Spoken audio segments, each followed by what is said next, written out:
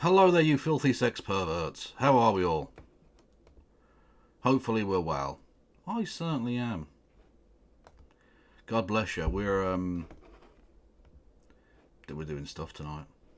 Stuff's happening. Come to fucking peace with it. What did I Google that for? I should stop Googling things that start with G, because they always surprise me, because I forget. And then when I type G for Google Meet, for the autofill, I always get surprised. So I should stop doing that, or find an alternative for G. Perhaps. I don't fucking know what I'm talking about. Feel free to ignore me. Yes, we're on with No Justice of the MTGs in just a second to do some Britbong related content. If that's what you're interested in, then stick around. If not, come back another time, I guess. Or whatever. I don't fucking know. Anyway, you can give me support in the form of bits and subs and that. You can also give memberships and do super chats. These are all things you can do. If you so wanted. It is very much a possibility.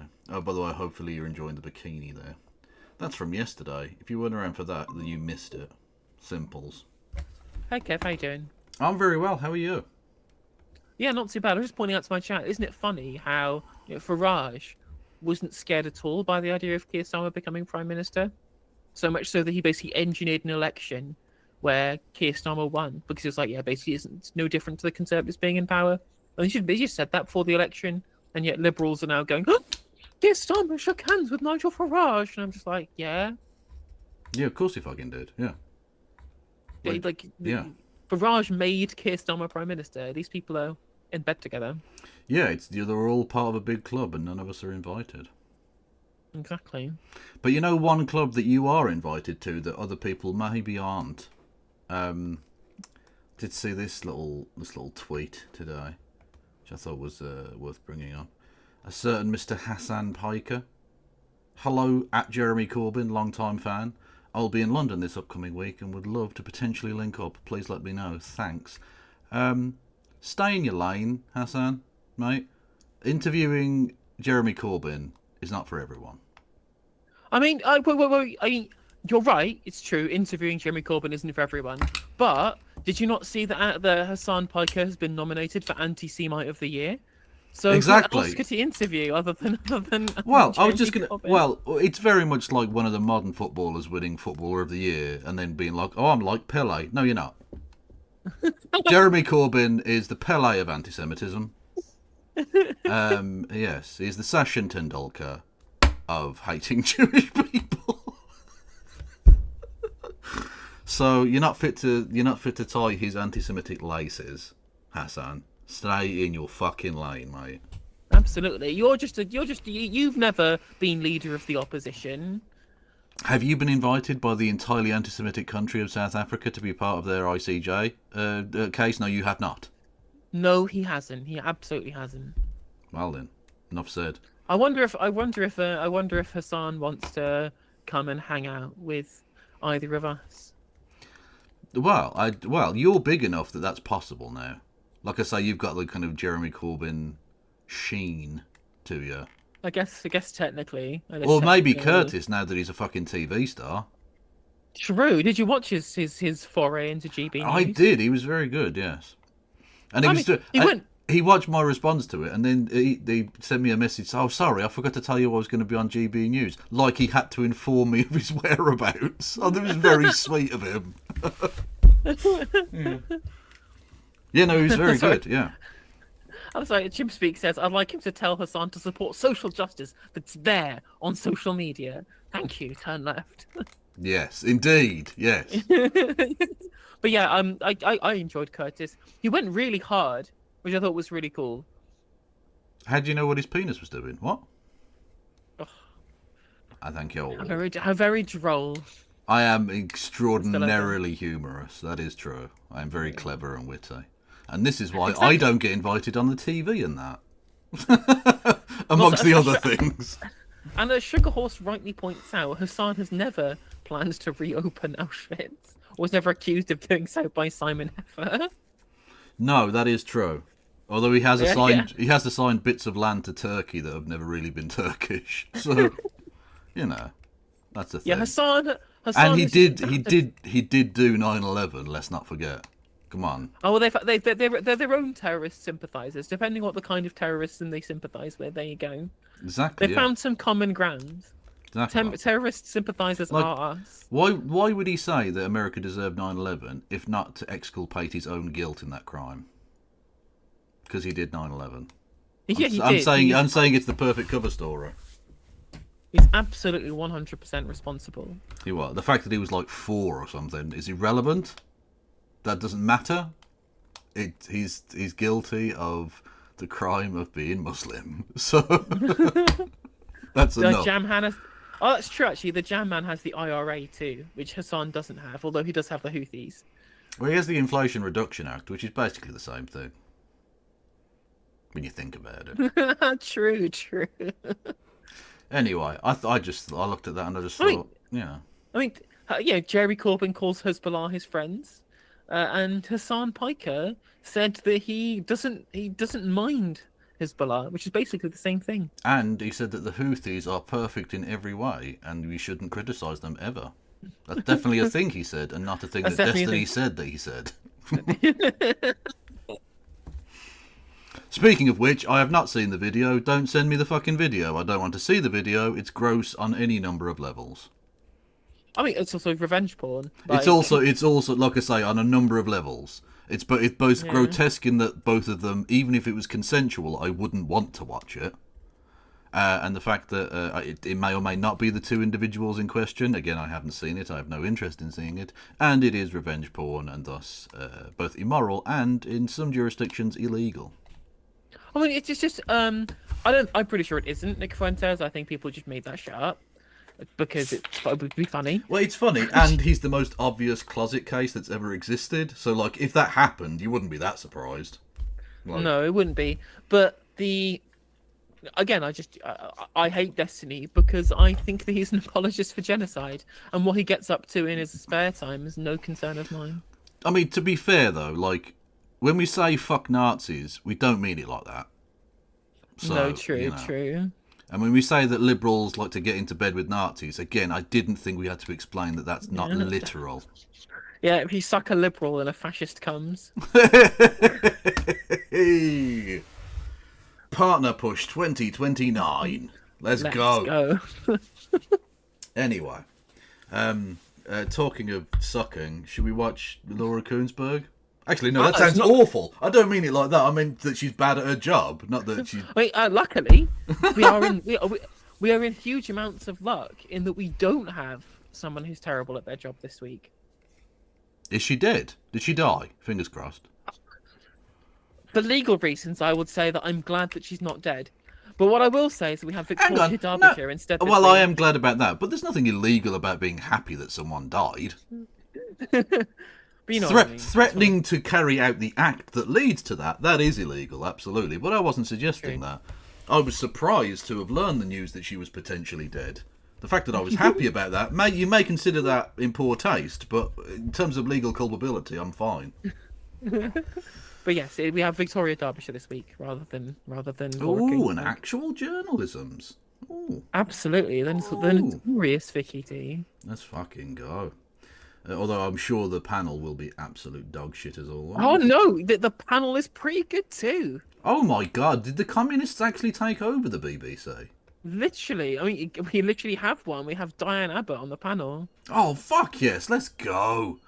Yeah, exactly. The panel is Diane Abbott. Talking of people being on intimate terms with other political figures. True. Yeah. The panel is Diane Abbott, Hugh Fearnley-Whittingstall, and Chris Tomlins. Is that the name of the Conservative Lord? Okay. He's a Tory Lord that they've got on the programme, and he's not actually terrible. Like, he's one of the One Nation types. To be fair, this is going to sound mental considering they have the likes of Norman Tebbit in there. So, like, take it with a pinch of salt. But the House of Lords Tories are significantly less evil. They're still evil. Yeah. Don't get me wrong. I didn't say they weren't evil. Less evil than the House of Commons Tories. At least in part because they don't have to pander to Tory voters anymore because they're unelected. So they can just be like vaguely normal human beings. But still, you know, still evil. Yeah.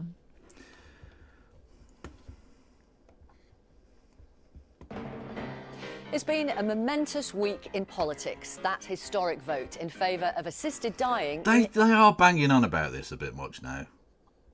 Like, don't get me wrong, it is a big issue, and it's like a big change, potentially, in terms of legality, but the number of people this will actually affect is relatively small compared to the blanket coverage it's received. Yeah, it's I find it odd how much coverage it's received. Although I have to say, and I'm sure we'll get onto this anyway, but like the fact that the weird like depoliticization of it, in a sense, that you have like a Corbyn voted against it, and so did Kemi Badenoch, and then you also and Nigel Farage, but you also had like various fucking Rishi Sunak voted for it, and so did the Greens. Like it's a weird combination of people, which I think is probably best for the policy, because now it isn't like it wrapped up in this culture war bullshit. Because the right and left aren't going to claim one side or the other, which is good.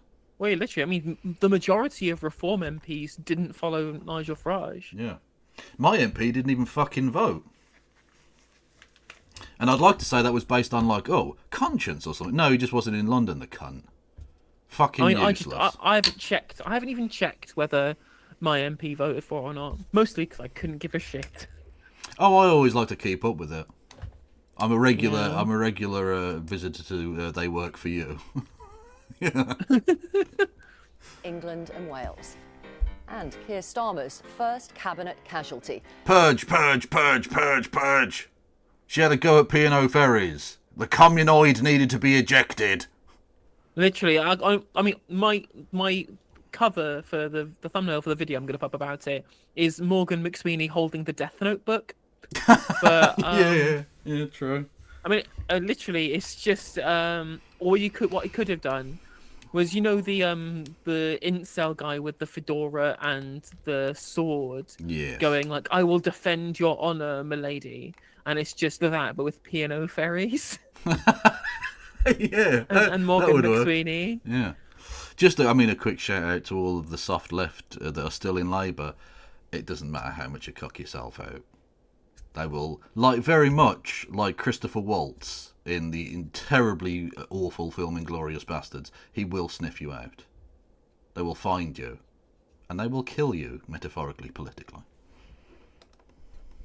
With Louise Haigh ousted for a past conviction. Now, the Prime Minister wants to seize control again with a plan for change this week and new targets on his priorities. We'll be talking about all that. And guess where he announced this? In The Sun. He literally wrote a leader in The Sun, having wrote last week for the Mail. Good. I mean... Yeah, definitely a thing that a socialist would do. I mean, just very super. Again, it's be super easy. I mean, the Greens are in second place in a lot of Liverpudlian seats. I'm just gonna you're gonna tolerate this, Liverpool? You're gonna keep supporting this fucking charlatan? Yep. Also, it looks like they're probably gonna lose control in Wales as well. Plaid Cymru are literally polling first in Wales. Good. For the first time, I believe, ever. Which is pretty impressive. Now, to be fair, a lot of that's because Reform are hoovering up votes from Labour and a little bit from the Tories. But that's because Labour are shit and everyone knows it. Yeah. Exactly. I mean, literally going from Mark Drakeford to whichever fucker they've got right now whilst having Keir Starmer in government just completely wrecks Labour's appeal. Like, why would you want to vote for them without Mark Drakeford? Well, or just someone vaguely decent, humane. A human being. Like, the people of Wales are not the people of Surrey. If you're appealing to the people of Surrey, the people of Llanelli are not going to vote for you.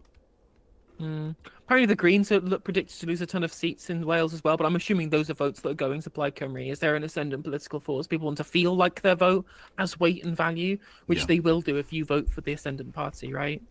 Yeah, exactly. You've got to bear in mind, a lot of Green vote isn't like loyal Green vote. It's what's the most left-wing option that might win, basically, right? And so if you're in a position where in a lot of these seats it's going to be Plaid Cymru Labour, why would you vote Green? Because it's either neoliberal shithouse Labour or an actual, vaguely left-wing party. Also, speaking of Green parties losing a bunch of seats, but instead of being sad, it's fucking hilarious. Are we all enjoying the wipeout of the Greens in Ireland? I have to say, I am enjoying that. Again, to any leftist who wants to jump in bed with conservatoids, do look at the Lib Dems and the Irish Greens. They will fuck you and dispose of you like a used comrade. Because that's all you are to them. That's all you are to them. Go fuck yourselves. Although I do have to say, to the people of Ireland, how much do both of the main parties outside of Sinn Féin have to fuck you before you go, should we stop voting for the same set of cunts? Should we actually do that? Because they're both atrociously bad. I mean, it's slowly people seem to be kind of moving away from them. It's not happening particularly quickly, but we're slowly seeing people like the Social Democrats and tick up in support. Yeah, true. Anyway, thank you, Big Zebra, or if you're American, Big Zebra. I don't like that pronunciation, but I like to be culturally sensitive, as you well know. Apart from with the Dutch, obviously. Yes, everyone, you can give both myself and or No Justice MTG money in the form of bits, subs, gifted subs. Amazon Prime is a thing. You can do super chats on YouTube. You can become a member for 99 pence or gift memberships to the community. And we've got Patreon as well. And Kev has PayPal. And they give him money directly. I do. I am in the pocket of Big Teal. Fact. Absolutely, absolutely. I'll tell you what is great. I mentioned this on stream yesterday, but I'll mention it again now. What is good about the Greens tanking at the election is they're basically tanking for being the junior partners of the FFFG coalition, Yep. which means that no other party is going to want to be in coalition with them now. There is no reason, there is no justification at all for any minor party wanting to prop up FFFG anymore. So the chance of there being another election sometime soon, that's pretty high, I think. It's going to be political stagnation, yeah, because no one's going to be able to command a majority. And so there's going to be political instability and there's going to be another election, which works for Sinn Féin, I think. Yep. It works for the left broadly because the more people get pissed off, the more they're turning away from those parties. And thankfully, they're not turning towards the Conor McGregor rape/racism coalition, which is good. Yeah. I always felt that the Irish were a little too sensible to go down that track, and so far, fingers crossed, they're bearing me fruit on that. That's not the right phrase. You get the idea. Also this morning, fresh questions for the BBC over its handling of allegations against the... Now, for Americans, the person you see on screen there is a celebrity. I know in America you like to have like beautiful people as celebrities. In Britain, we like to have a thumb, just a thumb, a sexually aggressive, racist thumb as a celebrity. We'll get into it. MasterChef presenter Greg Wallace, after emails show it was warned about him in 2017. And Laura's been speaking to Kate Blanchett about her new film and also her thoughts on the world's politicians. If you go into any houses of parliament around the world, they feel strangely like a boarding house on the top of a treeless hill, surrounded by a moat. They have very little to do with the real world. Unlike Hollywood actors who are famously very well grounded. No offence to Kate Blanchett particularly, but I'm just saying, you know.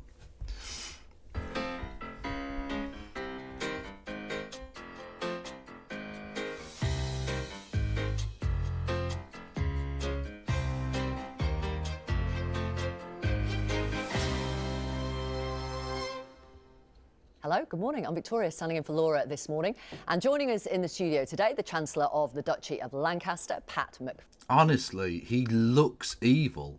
He looks like a rejected character from Dr. Strangelove.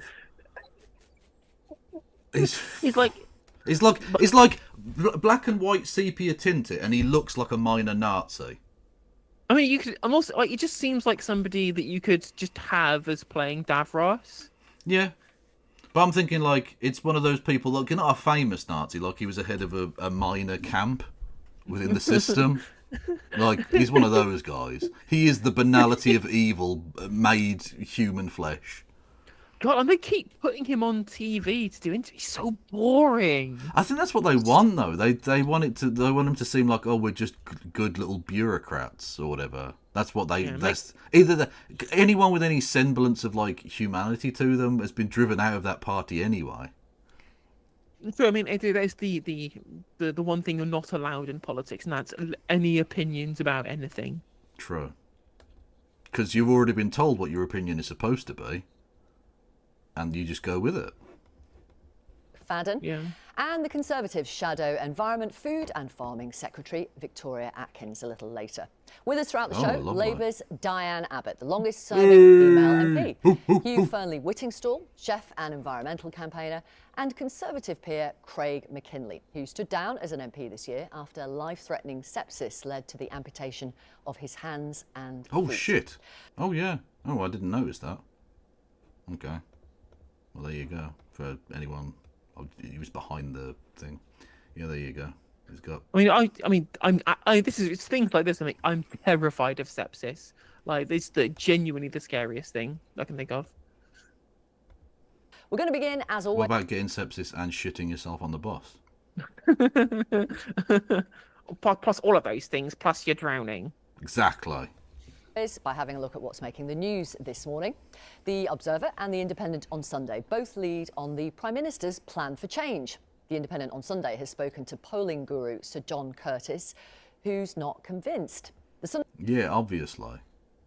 Like, I'm sorry, you've been in for 5 months and you had 5 years to prepare for this, and now you're going to do a plan for change. Well, basically, they've realised that their 5 missions haven't cut through. Yeah. So they decided to ditch their 5 missions like 4 months into government because this is a fucking clown show. So this is their 12th relaunch, I think, since winning the Literally. election. Brilliant. Yeah, exactly. Yeah, like it's just Going super well, honestly. yeah, it's it wonderful. really is going well. Sunday Times leads with assisted dying and the pressure it might add to the NHS and courts. Also, it has new allegations about Greg Wallace, saying the BBC was warned back in 2017. Mr. Wallace says it's entirely false that he engages in sexually harassing behaviour. The Sunday Telegraph has spoken to a whistleblower who says their concerns about Mr. Wallace's behaviour were ignored by the BBC. The BBC News website also leads on this as well. And earlier this morning, Greg Wallace shared on Instagram what he thinks about the allegations against him. Now, this is a genuinely... I mean, we have had some bad follow-up videos or responses to drama or to, allegations. Famously one involving someone singing their response using ukulele music. Amazing, right?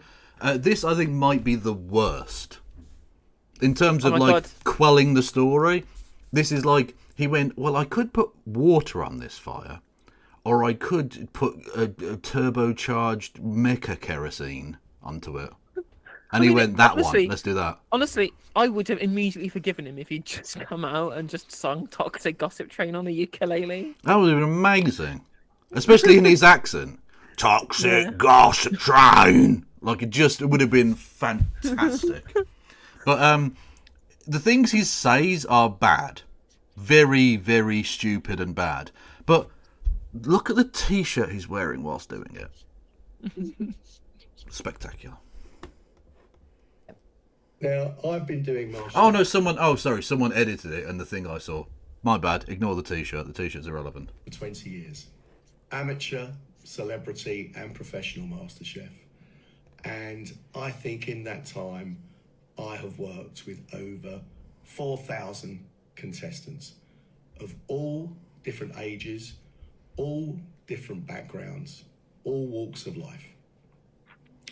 And apparently now, I'm reading in the paper, there's been 13 complaints in that. Someone suggested, and I think it's quite an apt analogy, that it's like the Yorkshire Ripper complaining that there's like 2 million women in Yorkshire, and I only killed 12 of them. So, really, come on, Judge. Statistically, that's an irrelevance. Come on. The fuck, mate? I don't care if you work with 4,000 and you only sexually assaulted or were racist towards or inappropriate towards only 13 of them. What the fuck kind of defence is this? I mean, it is funny to me. This is the lead story that we're going with on the mainstay current affairs Sunday program, right? Of the state broadcast there, and I'm just it's gonna get to the point in 10 years' time where we're gonna have some unborn Robinson or whatever, or future, or maybe it'll be the guy, who was it? The Wilfred Frost is going to be the new. He's going to take over as being the mainstay political journalist because he's a nepo baby, of course, and I'll him be talking about Twitch drama on the Sunday Politics show. Yeah, because all political discourse will have moved over to Twitch by then. Well, that's fair enough. I mean, there must have been. I wonder if there was a time before the movable print where they were like, "Have you seen they're talking about this new newspaper business? What's all this about? This fancy new rubbish." Mm-hmm. Or we're just what going to happened get to word of mouth? we'll have the BBC News, the beeping countdown song, and good evening, BBC News at 10. Top story this evening: Destiny and Nick Fuentes have allegedly had a sex tape leaked about them, and I just feel like this will be our world because people love the drama. People do love the drama. If it sucks, it leads. Fact. Yeah. Yes. Oh, Jesus. Right, so, yeah, a bad start already to the, it was not even, well, it's certainly not an apology, the addressing of the situation. Time. Now, in the newspaper, I can see the complaints coming from a handful of middle class women of a certain age. Oh, what are you doing? Imagine being his agent, seeing him say that, and just thinking, well, I'm out of a fucking job then. Because there's no way It's you not- ever yeah, it's not work. great. There's the only way you ever work again is if you get a job on GB News, or B, Trump appoints you to something. Maybe, like you're done. It's over. Literally, it's so Jova for this man that what's her fucking name? Julia Hartley Brewer, who is genuinely one of the most toxic pieces of shit in the British media. Think of her as a kind of Waitrose Katie Hopkins. Even she is like done with it. Yeah, even Yeah. she can't do. No, but she defended Andrew Tate. Remember? Yeah, she defended Andrew Tate. She's defended all kinds of evil shit. Yeah, Greg, all those bloody middle-class women of a certain age preferring not to be groped and leered at by a fat, balding, talentless gimp of a certain age. What's wrong with them, eh? Brutal and deserved. So, I mean, yeah, it's true. Although you'd think she'd hold more, like, equal amounts of contempt for the alleged sex trafficker. you would think so. But either way, at least the stop clock was right on this one occasion. Also, what I will say though, before it got sold off to Endemol, the company that produces MasterChef is called Shine TV.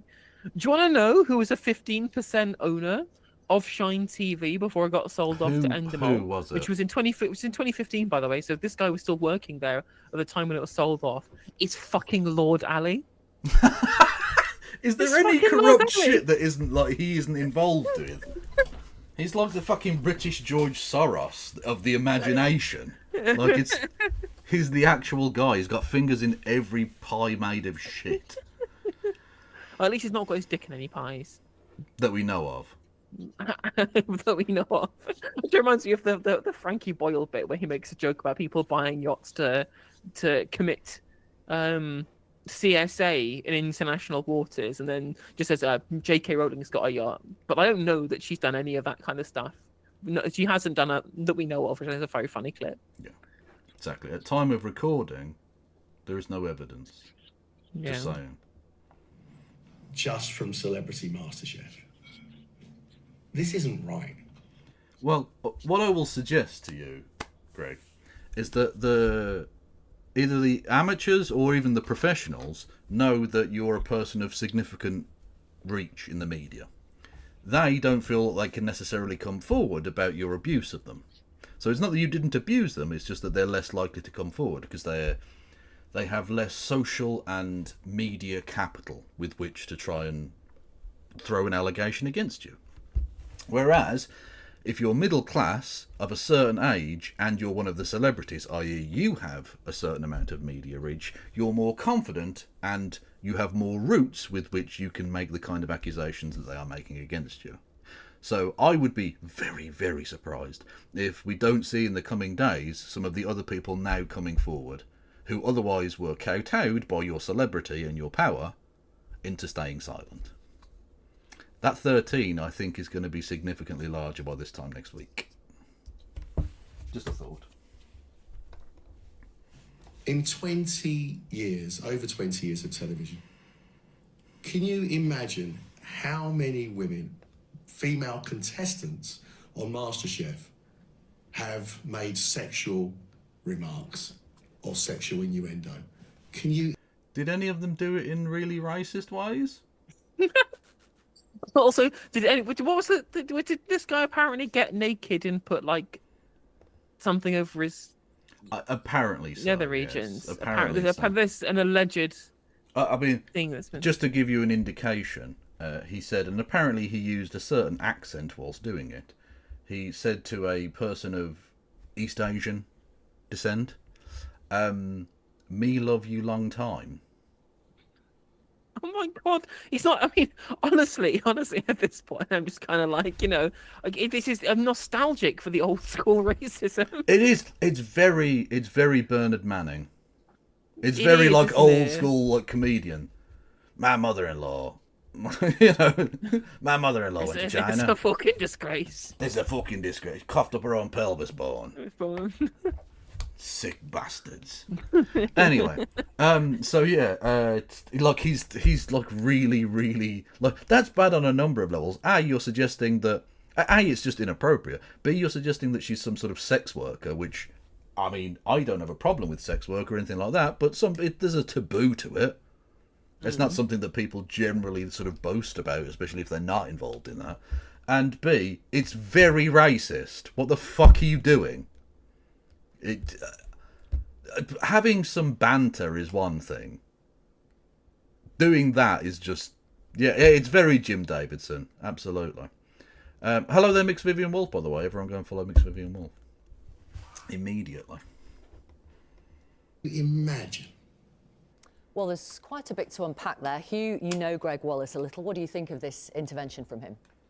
I think the intervention is not wise. I don't know Greg well. I've met him a couple of times. He's... Oh no, Greg!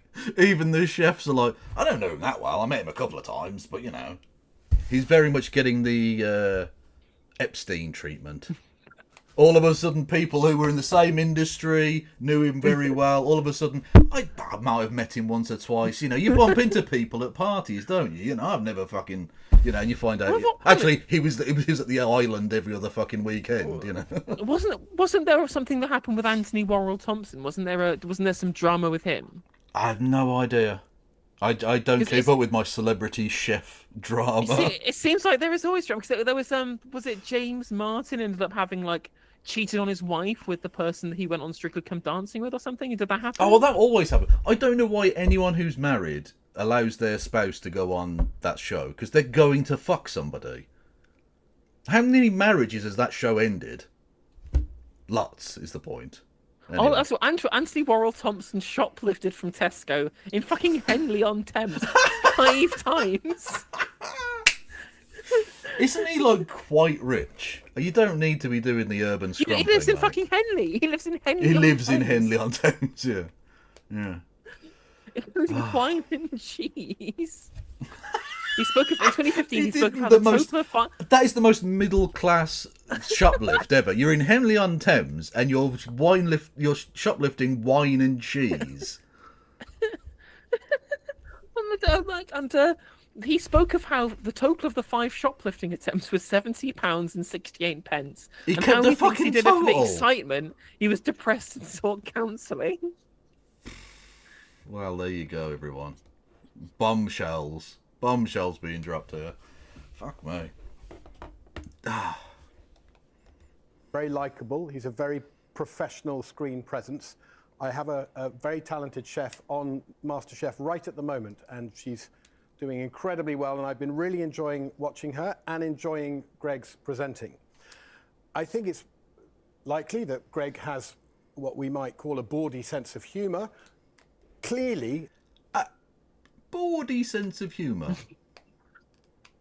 I mean, what, like, music hall from the 20s bawdy? Or, like, comedians from the 70s bawdy? Well, I mean, all it reminds me of is that Mitchell and Webb sketch of the bawdy 1970s hospital, and what Hugh Burnley Whittingstall is alluding to is what the people are actually saying. It's like, would you like to grasp my rod? And then just Greg Wallace walks in and says, would you like to wank off my cock? Yeah, exactly. That's the level that we're on here. He's got a baldy sense of humour. That is not fair. There are many things one can and should criticise Greg Wallace for. His bald bonce is not one of them. Leave him alone. Anyway. That's offended people. I think one of the issues is that down the years, people have not felt able to tell him when he might want to rein it in a bit, and clearly he's crossed some lines. There is a genuinely serious story here, okay? Not to make like too much light of it, because there is a genuine serious thing here of not just the victims in this particular instance, but more precisely about the BBC, right? institutionally, the BBC is the perfect example of middle management and upper management pretense to change. We saw after the Jimmy Savile child sex abuse going back decades and decades, and Operation Nutri and all of that, the BBC come out and make really contrite noises about how they were going to change as an institution and they needed to regain the trust of the British people, etc., etc. And that was, back in 2016, 2017, exactly the same time as the allegations against this motherfucker were being made. So clearly the BBC were presenting the idea of them changing and reforming and actually doing nothing of the kind. It's always a pretense. It's the police do the same thing. We're going to stop being racist. And then you find out, oh no, they were just being as fucking racist, but hiding it slightly better. It's the same thing. That's why Britain can never develop and progress. Because the people in charge fundamentally don't ever want to change anything. Because why would they? They're in charge. And also on top of that, like Hugh said, well, no one ever told them to rein it in. There were fucking emails from 2017 to the BBC making complaints about him that were never acted upon. Yeah. Exactly. The BBC are fucking dog shit. And, I don't want the BBC to, crumble, because I think some of the cultural additions that the BBC have made have been immeasurably valuable to the nation. But ultimately, they've decided to jump in bed with the right wing, basically, at this point. And you think to yourself, well, when they defund you, then you can't really moan, lads. Nope. You did this. Defending himself. I understand the instinct when you feel you're backed into a corner, but I don't think it's smart to come out talking like that when at the moment he should probably be listening. Diane Abbott, can I ask you specifically about the bit from Mr. Wallace? I can see the complaints coming from a handful of middle-class women of a certain age. What do you think of that? It's not a crime to be a middle-class woman of a certain age, I would say. Greg doesn't get it. The world has moved on. The world has moved on. Also, there's also classism, obviously against middle-class people, but against working-class people in this as well. The idea that, well, I'm working class, therefore, obviously I'm going to be racist and sexist, and you just have to accept that. Yeah, bigotry of low expectations. No. Whoa, time out. I'm a working-class lad, and I happily navigate the world without making racist sexual advances towards people. Well, exactly. Yeah, 100%. It's really tilting to me. Again, it's what Akala said. Especially when it comes to racism, people keep saying, "Oh, well, the working class, we're out of touch with working class racists," and I'm just like, well, hang on a minute. No. Racism is like an upper class thing that's fed down to people through a political policy. Did you kind of assume that only working class people are racist? Complete nonsense. Yeah. Back in the day, he could touch up women and harass women. Well, there's no suggestion that he's done that. Absolutely no suggestion that he's done that at all. Back in the day, he could harass women. Okay, I will place a bet right now that by this time next week there will be allegations of physical assault. I mean, he's fucking the getting naked stuff is surely that's beyond the pale already. It is. Well, all of it's beyond the pale. But obviously for legal reasons they're saying oh, no touchy. But presumably they know that there was. Does anyone who engages in that kind of behaviour ever cut it off? Not cut off their dick. I mean cut off the action of being there's no. If you're that powerful that you can get naked in front of people like that, and no one's going to stop you, why would they stop? They're not going to. It always goes further and further, And it was about power, really. Women weren't in a position to say anything or do anything. He just doesn't understand that the world has moved on. And just to repeat, through his lawyers, he has said it's entirely false that he engages in behaviour of a sexually harassing nature. Craig McKinley, are there more questions for the BBC about another presenter? Well, I hope there's not, but if there are whistleblowers out there whose whistle has been blown and have not been listened to by the BBC, I hope it's not another one of these stories that should have been looked at earlier. But I mean, I'm not going to stand in judgment of Greg. I don't know him. He was well on the way of becoming a national treasure with the type of programmes he's doing. Is he baldy? Is he, a bit laddish? I think that, as Diana said, the barrier has moved over the years. And perhaps he is overstretched into lewd behaviour, sexual behaviour, but that is for the investigation to look into. And I agree with you, probably at the moment he's best to shut up and see where it goes. Yeah. The BBC... Literally, with all of these people, just go away. Like, I mean, ideally go away forever. But if you want any salvation, just like go on holiday. Go on a fucking hiking expedition into the Andes for a couple of months. Just completely disappear. That's the best thing you can actually do. Because if you come out and apologise, I mean, you probably should do that on a moral level, but accepting culpability means it's over. You're done. Well, exactly. You know, that's the problem with the kind of the mob kind of mentality that we have nowadays, is that whether or not you double down or apologise, people get more mad at you.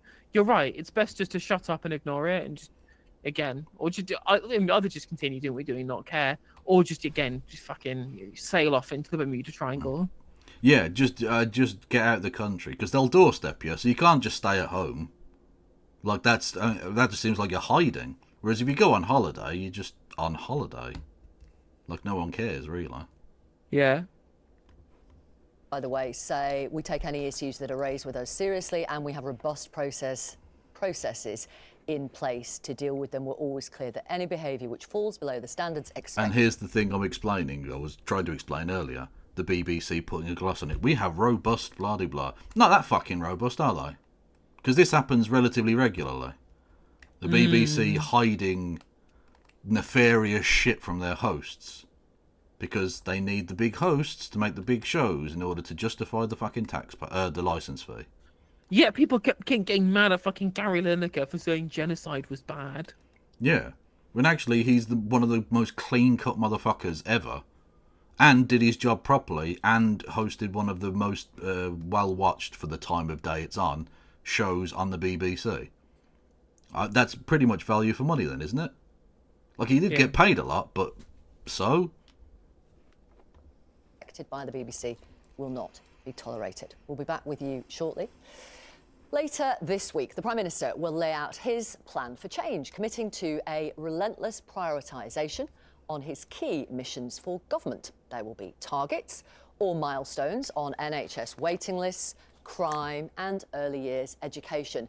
It's being seen as something of a relaunch for a leader whose opinion poll ratings have dropped and who saw his first cabinet resignation this week.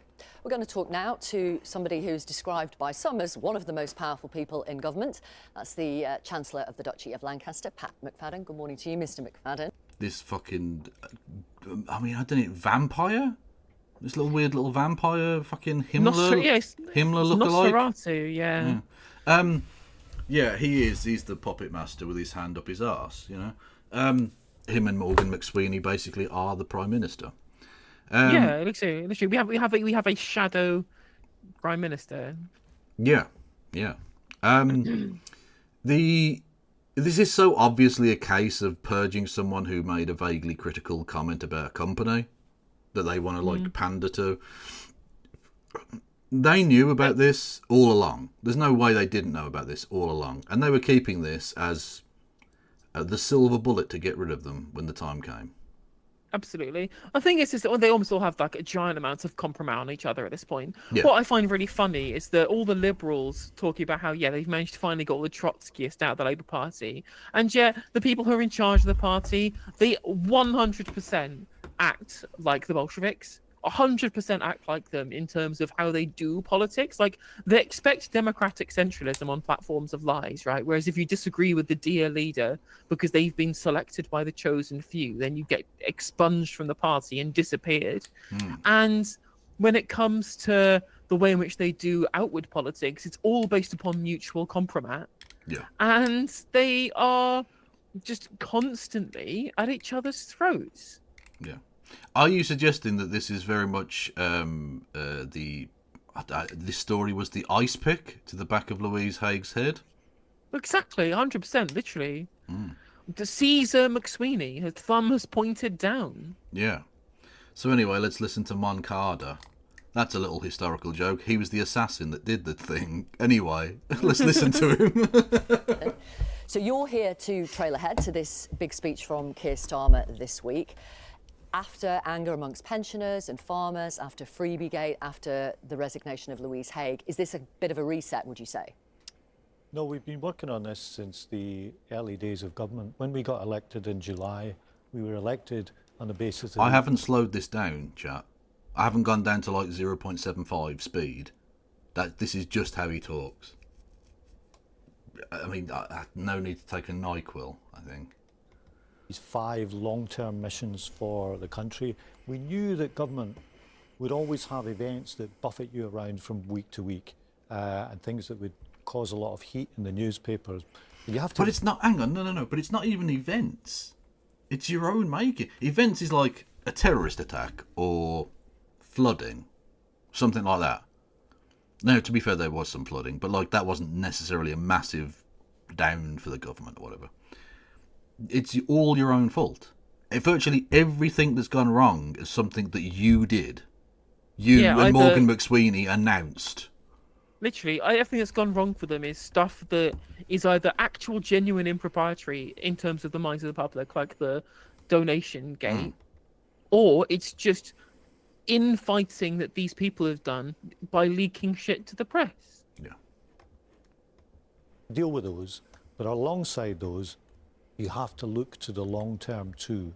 And some of those missions were about 10-year goals. What we're doing this week is setting out a plan for change over the next few years to tell the public what the key priorities are in these areas, but also to galvanise the government system, because the truth is you need to drive the system if you're going to deliver for the people.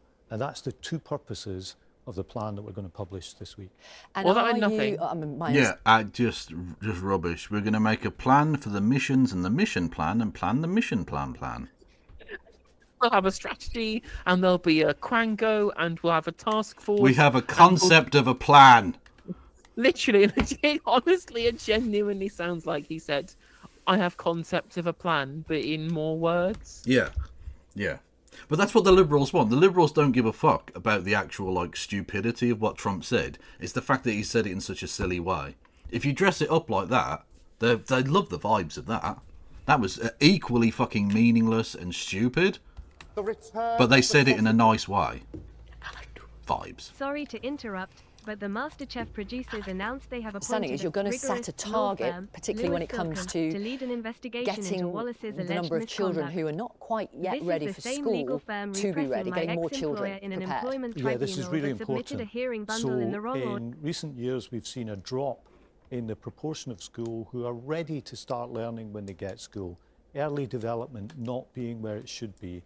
And it's really important because these things get set very quickly. It's not impossible to rectify later, but it's really very difficult.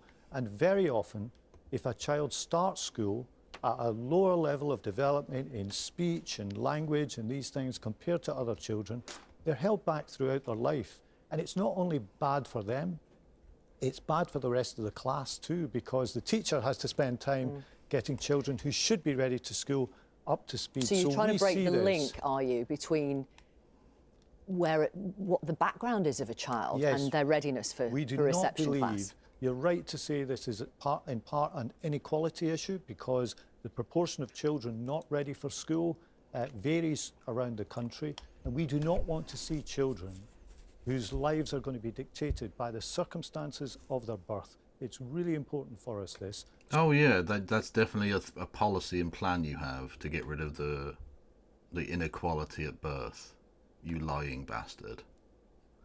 Thank you, Kieran, with the bits. I'm not going to read that out again, but apparently the MasterChef people have announced they've hired some dodgy fucking law firm to look into it. Good. Fun times.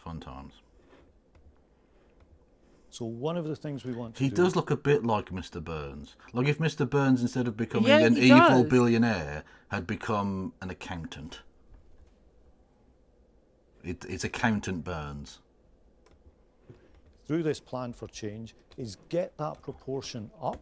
It will free up teaching time. It will be better for the children involved. It will help to tackle inequality, and it will be better for the whole class if we can get more children ready to start school by the time they... You know what would also help get rid of some of the inequality? Getting rid of the 2-child cap, you can't.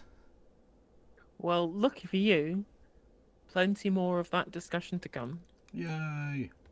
walk into that school gate. You could start, of course, by helping those children in poverty affected by the two-child benefit cap. That would be a really good start in life, No, I promised there wasn't a pre-watch. I don't want to watch this shit twice. Fucking hell. Well, look, we've got a child poverty task force looking at this. So they've got to wait for the... Quango, Quango, Quango, Quango, Quango. Literally, exactly. We've got a task force. We've got the concepts of a plan for a task force to think about a royal commission, into a board to formulate a plan to then create a working group to discuss child poverty, and we'll reconvene in a year with another plan. We should change the name of the country to the United Quangdom. It literally is the United Quangdom. Like, it's so tilting because this child poverty task force is supposed to take a fucking year. A year of Quango deliberation bullshit when we already have plenty of charities, child poverty charities, telling you what would be the best plan to do that already. You do not need a Quango for this. Well, no, but in technocracy land, you really do. You need a Quango for everything. You need a Quango about Quangos. Exactly. We'll have like the central Quango mothership. Yeah. And then all of the little kind of baby Quangos sprouting off. Who polices the police, but who quangs the Quangos? True. For that to report back, have they? That will report next year. Child poverty is next year, that's all right. Well, I'll tell the kids that are starving, just hang on a year. They're going to be told a thing that we told them years ago anyway. It's going to be so tilting. That's exactly what's going to happen. You know, clip this moment, bookmark it. By the time this child poverty task force reconvenes and tells the government where they should put funding to deal with child poverty, it will either say you should get rid of the two-child benefit cap, or it will say, here are all of the methods that we would want you to do, excluding the two-child benefit cap, because you've told us we can't get rid of it. Yeah. It will happen. That's exactly what's going to happen in a year's time. 100%. All of these kids will have all of these kids will have starved for no reason at all. And they're going to continue to get shorter and shorter because of net deficit of nutrition in youth. Exactly. And they will essentially have starved just so that the Labour Party can look sensible, can look like the technocrats. Yep. Like everything else, we are going to have to prioritise. And this is, by the way, this right now, this exact answer to this exact question is why they will lose their next election. 100%. Because if they'd done basic things to improve the quality of people's lives, people would continue to vote for them because they don't like the Tories. The Tories' vote hasn't really increased. It's that Labour's has fucking dropped off a cliff. Yep, literally just handing Farage the country on a platter. Yeah. So thank you for the Prime sub in chat. After a year, we should do a Starmer Cabinet evil tier list, and I think Lammy is an F tier. What an evil bastard! That's an excellent idea. That's an excellent idea. That's a banger. What we do in terms of the public finances available to us. So kids in poverty are going to have to wait.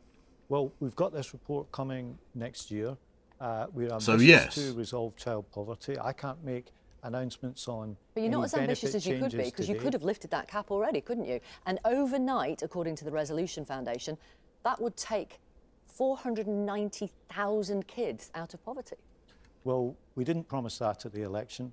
Who cares? What we're doing this week. Who cares? Most of what you've done, you didn't say you were going to do at the election.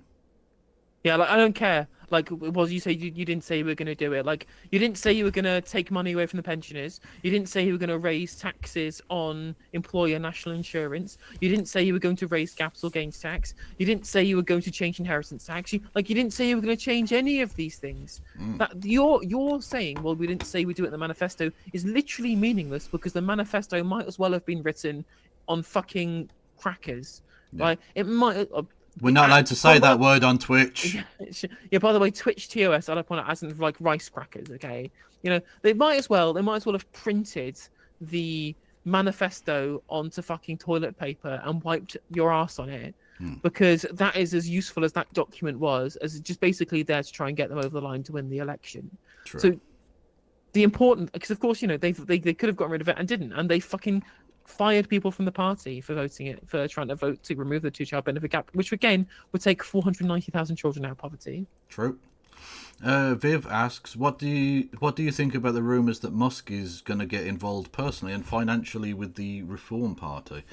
This is just the end goal of oligarchy, isn't it?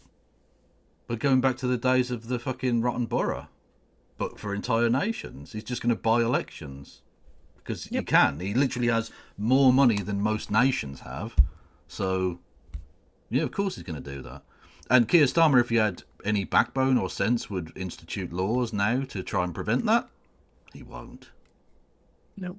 He's literally too busy with BlackRock hanging out the back of him to do anything. Is putting into practice the things that we did promise in the election. It's important that government does that. We'll have the report of the Child Poverty Task Force next year, and we'll act on it then. Is there going to be a target on reducing net migration? Targets for net migration haven't worked very well in the country, numerical ones. So you're not going to have one? You might remember David Cameron's target to reduce net migration to the tens of thousands. What's happened is it's gone up an awful lot in recent years. We do want to bring it down, but the exact number that you need will always ebb and flow depending on the needs of the economy. So you're not going to have a target? We're not going to have a numerical target for net migration. But we're going to have a spiritual target. We're going to have an interpretive dance target. Well, the thing is that they've been gifted this in the same way they've been gifted the economy as well, with interest rates about to fall and just having inflation reach 2% or whatever. They've also been gifted the migration figures, but because they specifically had the election in the year after the pandemic, so we just had all of the migration happening at once, these massive overall net migration figures of 700,000 or whatever it is. It's going to be impossible. It will literally be impossible for the figure to be any higher than that, because that's basically a backlog of 2.5 years worth of migration. So it was guaranteed to come down. Unless so you start, unless you start literally putting on ferries, dragging people over from Calais, the numbers weren't going to increase. Yes. Exactly. So the number is absolutely going to go down, and all they have to do is just sit there and do nothing. Yep. Just like they have with watching interest rates go down and inflation go down, and then at the end of it they'll go, well, the Tories left us with 700,000. We've left you with 300,000. And yeah, okay, there you go. That's the next election won already. Yep. But we are going to make sure that we do more to train our own workforce and do more to get long-term sick people off benefits and into work. We announced some plans on that this week. We're going to go into palliative care clinics and get their nearly lifeless corpses and fire them from cannons into workplaces. That's what we're going to do because that's what the Sun want us to do. Because otherwise, right? How would the line go up? Exactly. If not fueled by the blood, sweat and tears of the working class, if not literally the suffering, he's a little bit like Monsters, Inc., where the screams of kids powers the world they live in, right? It's the suffering of the working class that makes the line go up. So we need to make them scream. Otherwise, how can rich people even come? How can they? Exactly.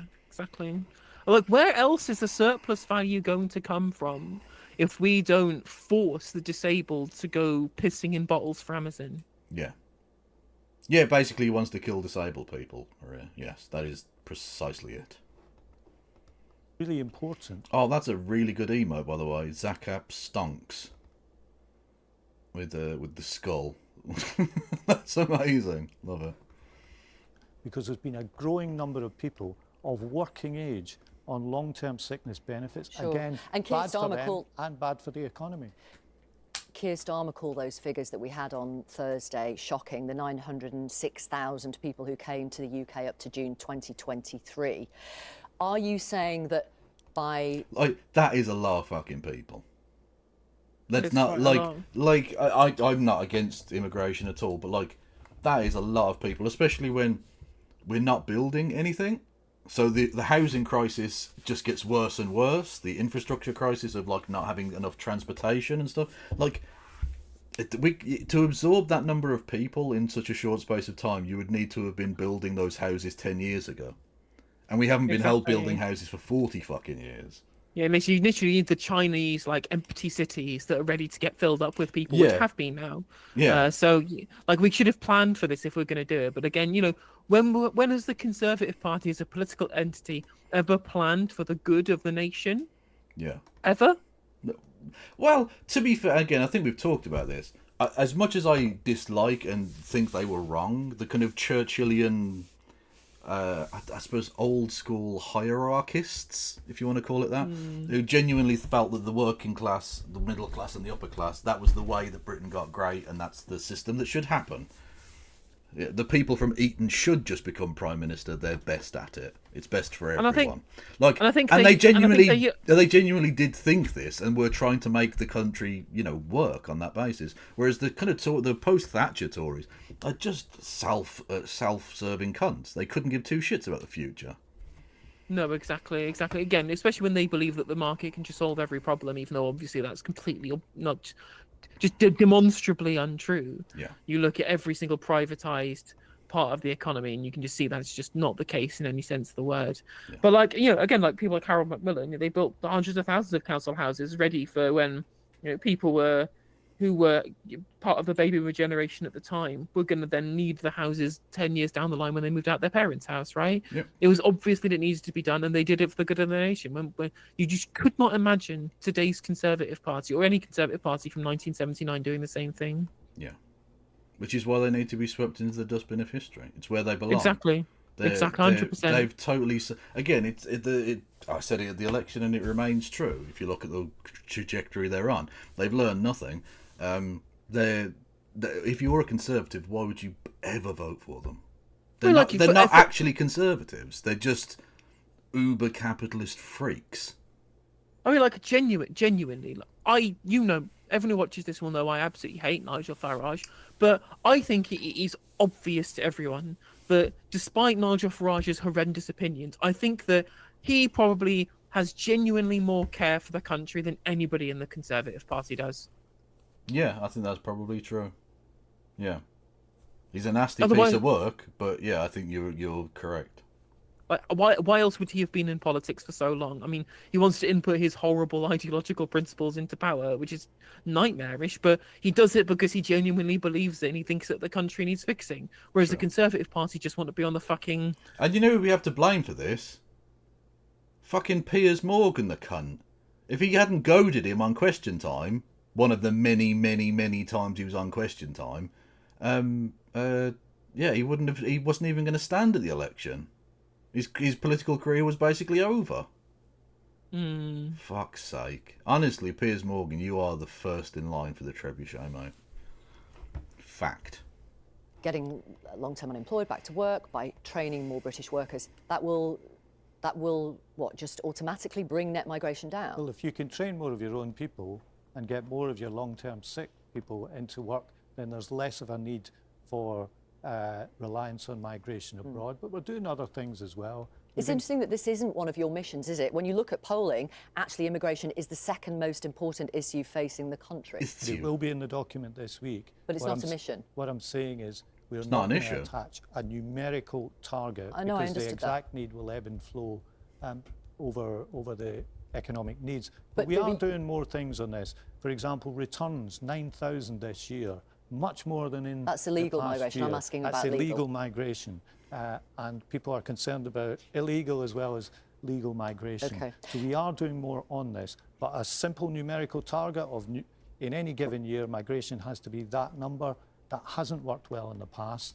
That is true. It hasn't worked well in the past. And they never once got anywhere close to their actual fucking targets. It was nonsense. No, I agree. And also, it's a metric that you can be judged on electorally, right? Exactly. If you make a promise, you have to actually do it, yeah. Yeah, whereas if your promise is just get the numbers down, super easy to do, again, given the circumstances that they came into government with. True. And you know what? We do want to bring... It's better for politics. Honestly, it's much better for politics, right?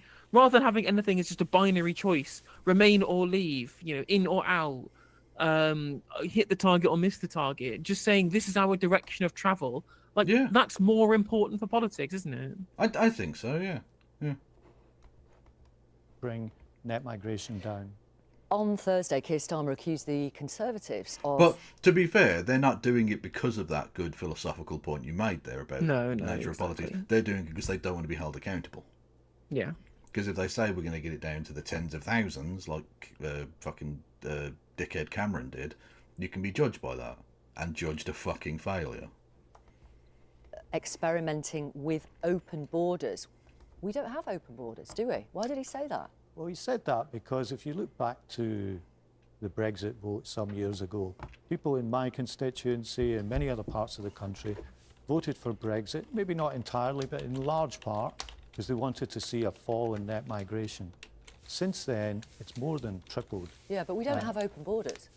Well, we have a policy which, when free movement ended, has resulted in more than a tripling of net migration. Jesus Christ, you're a malfunctioning robot. And again, like the literal question was, but that isn't an open border. Why did you say open borders? Because that's right. It's not an open border. You need a visa to come here if you want to use regular migration. And if you're coming here by irregular means, you very specifically need to be an asylum seeker and claim asylum. And then if your asylum claim fails, you get deported. Yeah. It's not an open border. This is how closed borders work. But have you noticed how the tripling of the triple and the tripling? But if the number's gone up, number go up equals world more badder if it's migrants. Big line go up, world gooder. Migration number go up, world more badder. Like, it's such, like, level zero politics. Also, thank you, Russell, for the 20 gifted. That's incredibly generous of you. But we don't have open borders. Well, why did he say that? Because the results seem a lot more open than the era of free movement. But when it's you just- look at- Hang on, a lot more open is not open. And even then, it's still closed. It's Yeah. still closed. There is only one definition of this. It is either a closed border or an open border. And it is the former. I you suppose it need a could vi- be argued that there's levels of porousness. And there's less of a door and more of a Yeah, I guess you barrier could or say... something. I don't know.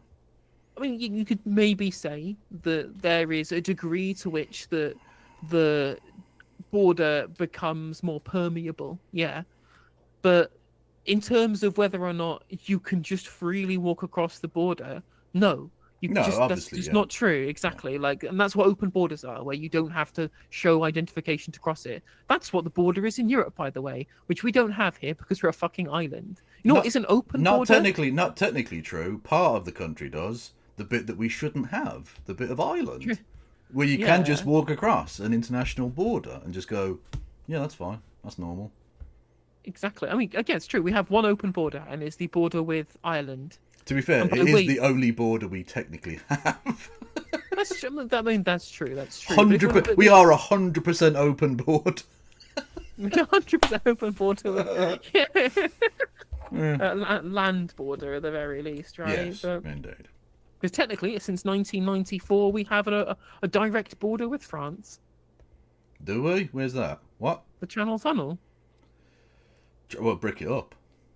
There you go. You can't trust the French. They'll come over and start making baguettes and things. It'd be fucking weird. I was watching a documentary about the Channel Tunnel the other day, and I mentioned that there was plans for it in like the 1800s. There were, that was stopped, which apparently was stopped because they thought the French would invade us through the tunnel. To be fair, in the 1800s, not a misguided fear. That I was dunno, a legitimate, like, yeah, basically British policy had been fuck France for like 500 years. So the idea that we're just going to have this fucking tunnel now, no, fuck that. I can understand that. And to be fair, they were right, because the Germans would definitely have used those tunnels. I don't know. I feel like it'd be very easy to just kind of pour boiling oil, medieval style, down the tunnel, and probably would render it, because it's like 35 miles of tunnel. I feel like it'd be very easy to just stop anyone walking through it. What about if they're wearing, like... What about if they're covered in water, because oil rejects the water, so... You've not thought about this at all. Embarrassing. God. Anyway, but I'm glad that it exists now. Yeah. There we go. Yeah. If only we had equality of rolling stock and fucking line and stuff between France and Britain. True. Instead, you shoot like a fucking bullet across France, and then chug slowly through endless fields full of shite. But the you levels of know net that migration. 200 people have died in the Channel in the last 6 years, 50 this year. Yeah, it's the only thing that gets him off. Yeah. That would suggest we don't have open borders. Well, that's, as you pointed out to me a minute ago, illegal migration. The figures he was talking about. Right. Dickhead. Look at me. Look at the eyes. Right. If there is such a thing as illegal immigration into the country, that means we have laws that are seeking to stop people from entering the country. Which means it's not an open border. And on top of that, it's not even illegal. It's irregular. Because it is perfectly legal to come here via irregular means, provided you claim asylum. Because you don't have any documents, because you're a fucking asylum seeker. Yeah. Oil does not reject the water, it just prefers to be separate. That's fair enough. I get there's bad blood between them. About on Thursday, where the legal migration, so we're talking about two different things there. The Sunday Times reports that ministers are preparing to do a deal with Brussels that will allow more EU students to come to Britain. Can you confirm that? No, I can't, because this question gets raised all the time. What we want to see with the European Union is more of a normal relationship. We're not going to rerun the Brexit argument. Make Brexit work! Oh, the FPPs are mad. Oh, they're going to be so... You haven't instantly overturned the will of the people. This is an outrage. But Kev, they're eating the dogs. To be fair, in France, they are eating dogs. Actually, they eat pigeon. Peugeot, I think it's called, or something. They do eat pigeon. I mean, they're monsters, clearly. We think we can do better than the Boris Johnson deal in terms of economic and trade links. But could this be one of the things that you could do better at? I don't think that this question of a youth mobility scheme in the way that the EU have talked about it is going to be part of that. Okay. But we are in discussions. So, again, are we doing the... we've got all the cards in our hand. The EU's going to beg us for a deal. No, the EU have said, we want this thing. If we want a deal, we're going to have to give them some shit. Because it's not like in the old days where we could stamp our feet and drag our heels and say, no, unless you give us exactly the carve-out exemptions we want, this deal doesn't get through. We're not a part of the EU anymore, so they don't have to give a fuck what we think. So No, they've moved on in a way that we haven't. Exactly, yeah. We think we can still play by the old rules. No. You're not a part of it anymore. You're on the outside. If you want them to open the door a little bit, you have to give them a reason to do so. Honestly, it's crazy just how much the EU have just given us so much rope, and we could have climbed up out of the hole with it, continuing. Instead, we decided to hang ourselves by it. Yeah, exactly. Yeah. Because the problem was the whole reason we left the European Union was so muddled. And there was so much cross purposes and bullshit involved in it all that no part of government seemed to understand A, what the people wanted from this, and B, what was marginally feasible. Yep. And the fact that they were going to have to sell a bag of shit because they promised things that they couldn't possibly deliver. Yeah. So we now end up in this fucking ridiculous scenario where we're still going to pretend. So, I mean, presumably they're going to have to cave if they want this deal with the European Union, or they want this, renewed normality or whatever. And they're just going to have to lie and call it something else? Maybe, I don't know. Making sure that our trading relationships with our closest and biggest partner, even after Brexit, are better than they've been in the past. It's better for growth. It's better for prosperity. Pig-headedness. We can do that. Pig-headedness is exactly the phrase, yes. Yep. That's exactly what it is. Because they're still our biggest trading partner. And we want a normal working relationship with like-minded democracies. Okay. And that's what like-minded democracies like Hungary. Brilliant. Can't be any worse than Israel, can it? To be fair, by comparison, yes, that is true. And they get on very well, bizarrely, considering the level of anti-Semitism from the Hungarian government. It's almost like they don't actually care about anti-Semitism. No, not at all. Not at all. We want to do through the talks we're having. Louise Haigh, let me ask you about her quitting, left her Transport Secretary job on Thursday after it was reported she pleaded guilty to a fraud offence 10 years ago before she became an MP. It was a past conviction that Keir Starmer was fully aware of. What new information came to light then that meant she had to quit? She criticised P&O. So that's why she had to go. Yeah, that's literally it. She became persona non grata by being ever so slightly to the left of Augusto Pinochet. True. Where the fuck are this man's lips? Why do you not have any lips? It's very fucking weird, mate. I don't know exactly who said what to who at the end of last week. You didn't check before you were coming on the programme. programme. The result was she resigned. That's the critical fact. Yes, heckle him. Literally just fucking heckle him. He's talking shite. This is what all of our politicians deserve. They should really just be... Again, the phrase I just want to hear one time is just, do you think my viewers are stupid? Because this is what they're treating us like. It's like, I knew this was the biggest story in the media for the week. I knew I was going to get asked about it, and I've strategically not found out any information. So I can go on to like the major current affairs program on Sunday and just go, me no, me stupid. He's literally, he should genuinely pull a me no speak English. Yeah, that would be brilliant. You know what? I'd respect the balls of that manoeuvre. Literally just go, you know, je ne parle pas français. Exactly. It's just like, because it's ridiculous. It's absolutely ridiculous. It's true. Because there's no way of getting out of it. But Keir Starmer and the rest of the Politburo, they all knew. They all knew about this conviction. It's clear that obviously they all knew and they appointed her anyway. Yeah. And so the question now should become, what does this say of the Prime Minister's judgment? If they feel like it's a resigning matter, because we now know that she was told to resign by the Chief of Staff. This is what's come out of the media rounds, is that Morgan McSweeney told her to quit. That we now know that, well, if they believe that she wasn't right for the job because of this conviction, then she should never have been appointed in the first place. Yep. So by their own logic, by Keir Starmer's own logic, he is the failure here and not Louise Haigh. Yep. And I regret that she felt she had to go, because Lou is a good colleague. I thought she was doing a good job, but she's made that decision. We've got a new Transport Secretary now, and we'll carry on with the agenda. Let me play this clip of what Keir Starmer said 2 years ago. Have a listen. You cannot be a lawmaker and a lawbreaker. He said that when he had someone sitting on his shadow front bench, i.e. Louise Haigh, with a conviction. Well, I think when he's looking at that clip, he's saying, if you're sitting in cabinet, you can't be breaking the law. But it's... Right.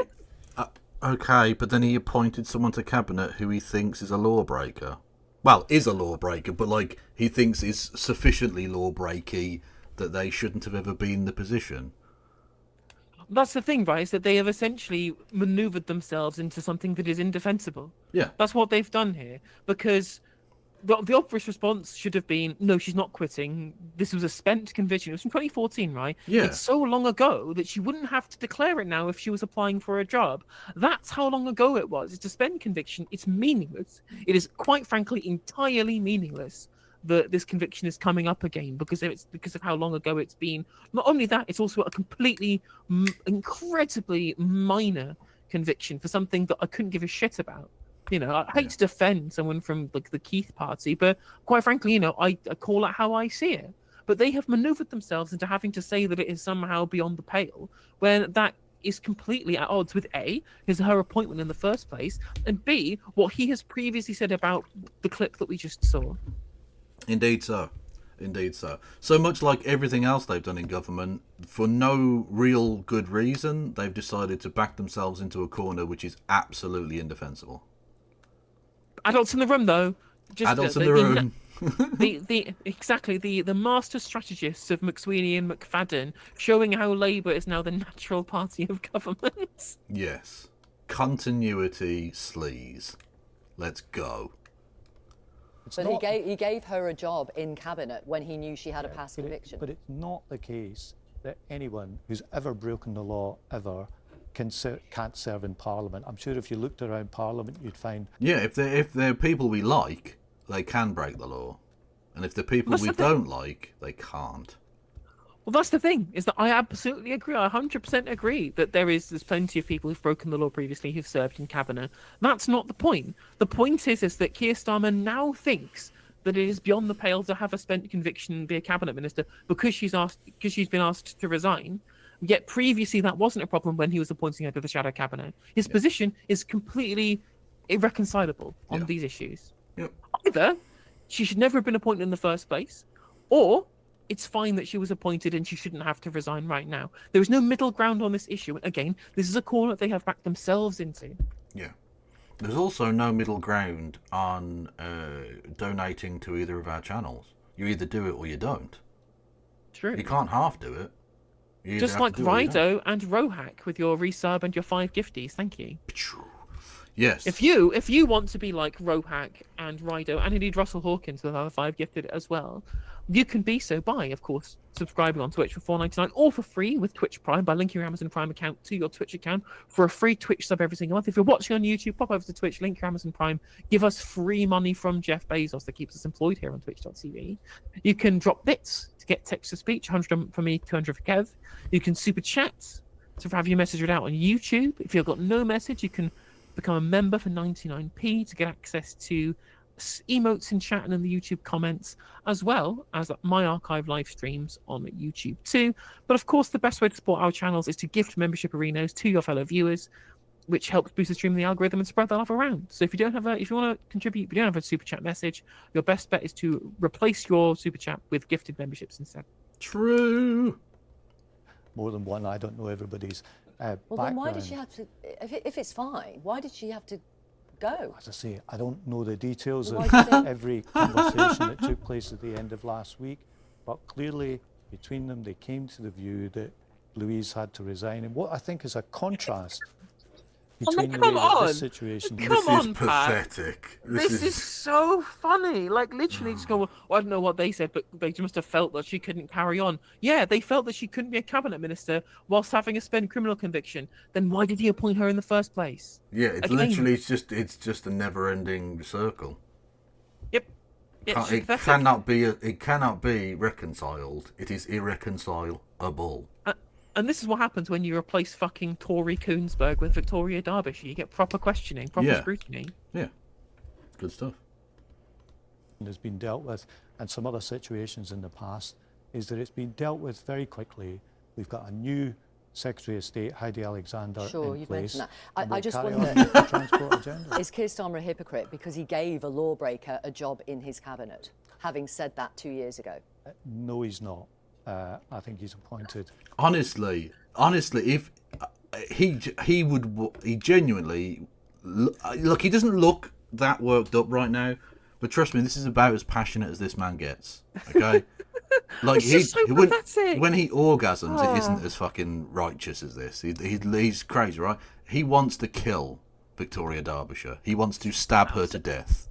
Absolute daggers flying across the room right now, and again, because she's right, she's absolutely right. It's 100% hypocritical, and they're only in this position because they forced her to resign, literally. Because of course, the real response is, well, when he was talking about lawbreakers, Boris Johnson and Rishi Sunak were breaking the laws that they wrote. They're breaking their own laws that they wrote whilst they were in government. And they did the law breaking whilst they were government ministers. In fact, the Prime Minister and Chancellor of the Exchequer, the two most powerful people in the country, when Louise Haigh broke the law, she did it before she was an MP. It was something that's completely minor in comparison. It was nothing to do with any kind of position that she holds in government at all, and is now a spent conviction. This is two completely different scenarios, and we fully back Louise Haigh to continue. Yeah, because it's obviously, right? Because it's obviously someone within the Starmer Politburo who's briefed this to the press to try and get her to jump before she's pushed. There's no defence for it. Yeah. A good cabinet. It's a more united cabinet than I've seen in many years, and we're working. Yes, we do. We definitely believe you. It is the most united cabinet. It couldn't be more united. Believe me, I'm not lying. Exactly. I'm not lying. The entire cabinet have sworn loyalty to the dear leader, and that shows just how unified we are. Also, thank you for Minsky for the 10 gifties.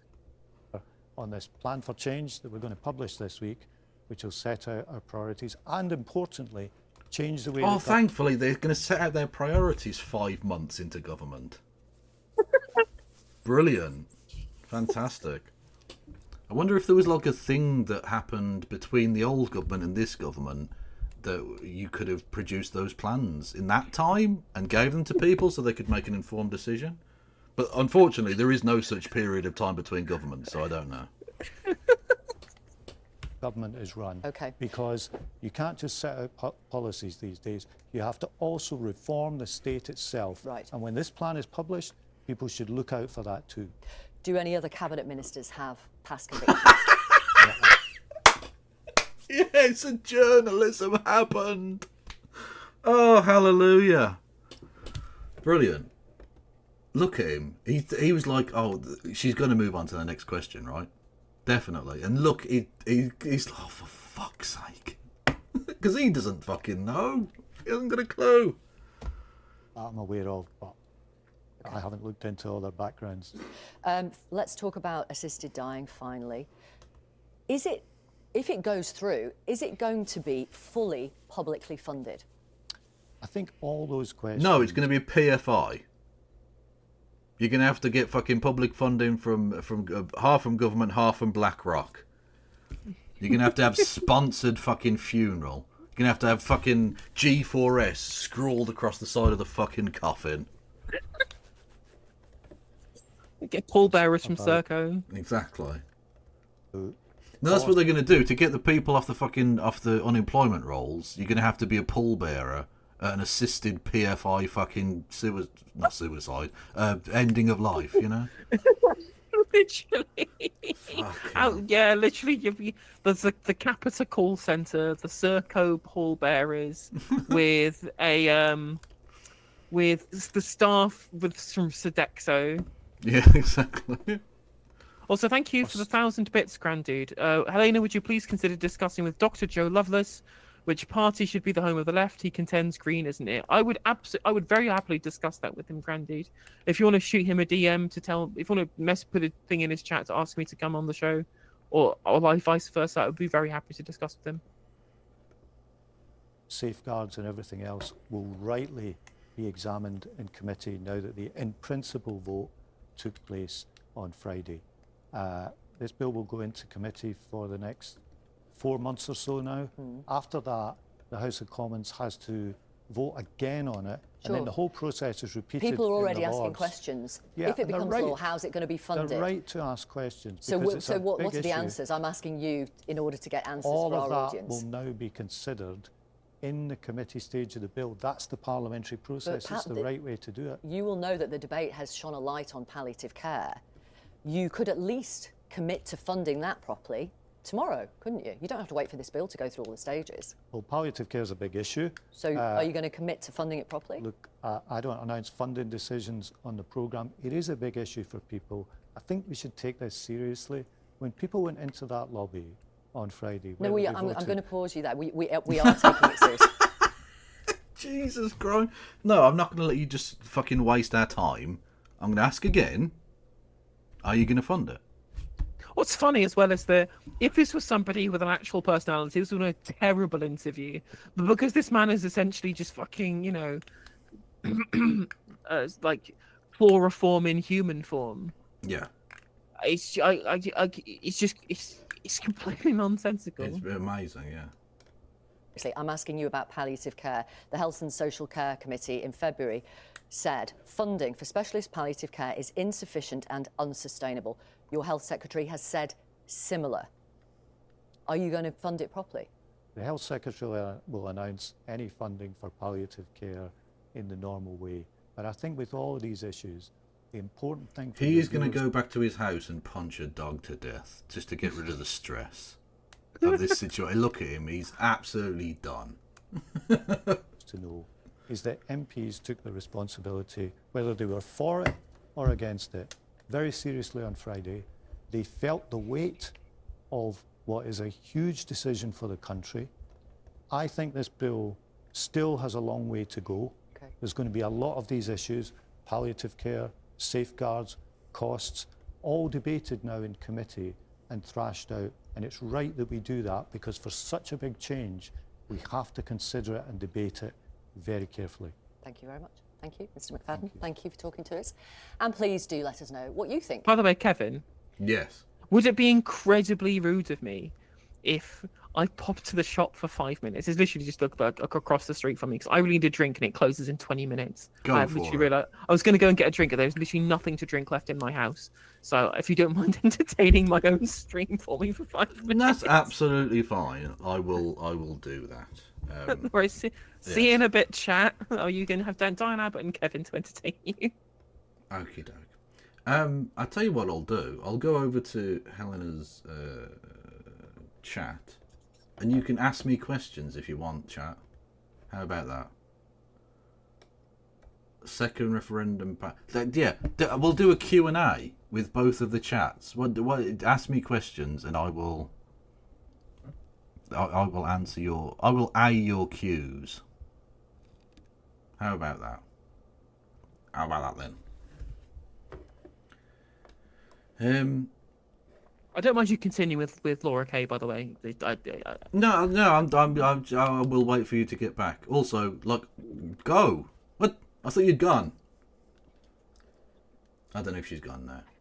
She might reappear. I don't know. Is the Prime Minister... Oh, no, that's not a thing. Like having a substitute teacher, now we can all misbehave. That's basically how it works. Ribena-free water. That's sacrilege. True.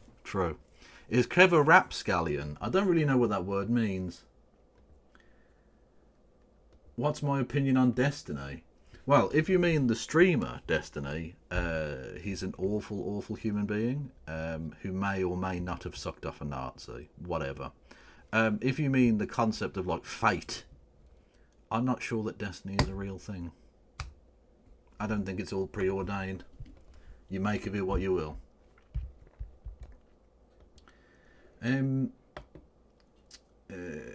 How did you become so fabulous with the most kiss-ass mods known to mankind? True.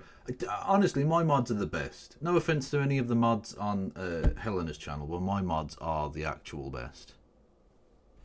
Fact. Do you do streaming for work, Kev? Mostly, yes. I do still occasionally pick up a shift at my old work to make up the difference. But if you wanted to help me out with that, you can always give me money in the various ways we've already outlined. Any comment on Syria? Yeah, the Syria situation is quite serious, isn't it? I saw that they'd taken Aleppo, which always, whenever I hear Aleppo now, I just think of fucking Gary Johnson, which is terrible. It's a ancient city with amazing culture, and it's an epicenter of a huge geopolitical story, right? And in my head, I'm just hearing this dickhead go, "What is Aleppo?" And fucking hell. And I just remember that democracy doesn't work.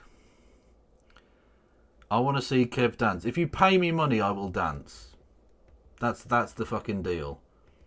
10 gifted subs and you get a crab dance. That's the fucking deal, okay?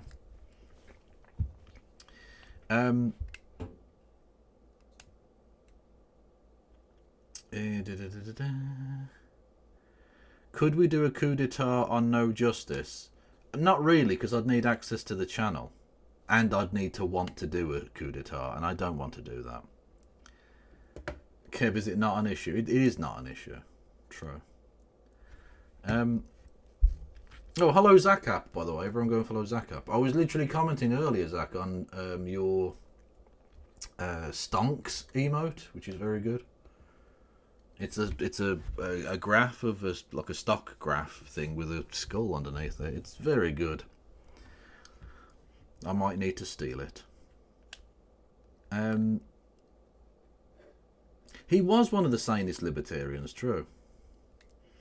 I can help fill some air if you like, Ev. Oh, well, Viv, I mean, you're always welcome, but we don't. She's only going to be a couple of minutes, so by the time I've fucking gone over to the Discord and all of that, there's no real point. Well, you can come on next week if you want. We can do something. We haven't spoken in fucking ages. Be good to catch up. Can we do a Q&A where we ask Kev's chat Q's to A. Oh, don't talk to my chat. Do you even left? Don't. Don't ask my chat things because they'll just answer with weird shit. Literally, if you go over to my Discord, you will see what they're describing as the Kev Keeney, which is some fucking lunatic put my face on a bikini, and it's honestly it's nightmare fuel. It's one of the most cursed images I've seen in many a year.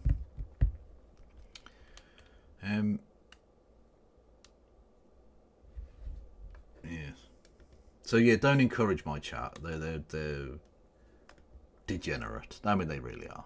Absolutely degenerate. Great content with Turn Left. How do you feel about doing a full-person stream one day, a more open forum chat? On Turn Left, I'm fine with that. As with the suggestion earlier, with someone said, I forget who they even said to go and talk to. Someone wanted No Justice to go and talk with some person.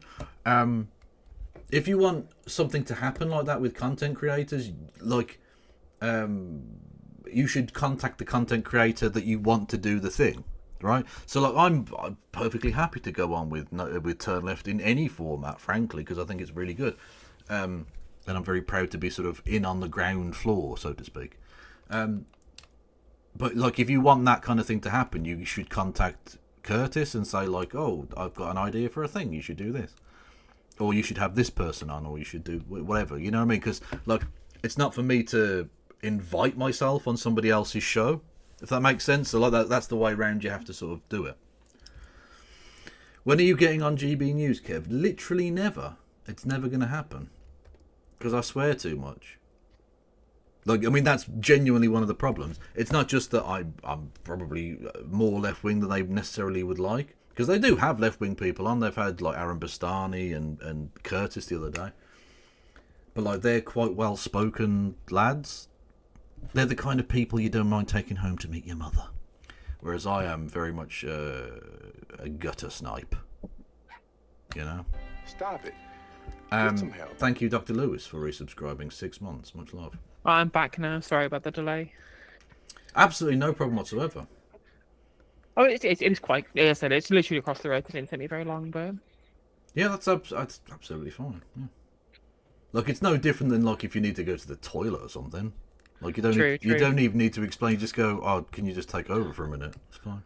I'm not honestly, you know, like that. The trip to the shop was quicker than many of my shits. To be honest, let's be real. True. Okay, shall we continue? Yeah, go for it. You can email koonsberg@bbc.co.uk or on social media, use the hashtag BBCLauraK. You can message us on WhatsApp too. The number is 08000 282 161. And we'll try and share some of your thoughts later on in the programme or in the... People want to know what drink you got. Now, it's private information. You don't have to reveal. But if you that's Ribena. Oh, okay. It's all, yeah, exactly. But hence, I couldn't, as has been pointed out in chat, you know, I can't be dealing with Ribena-free water.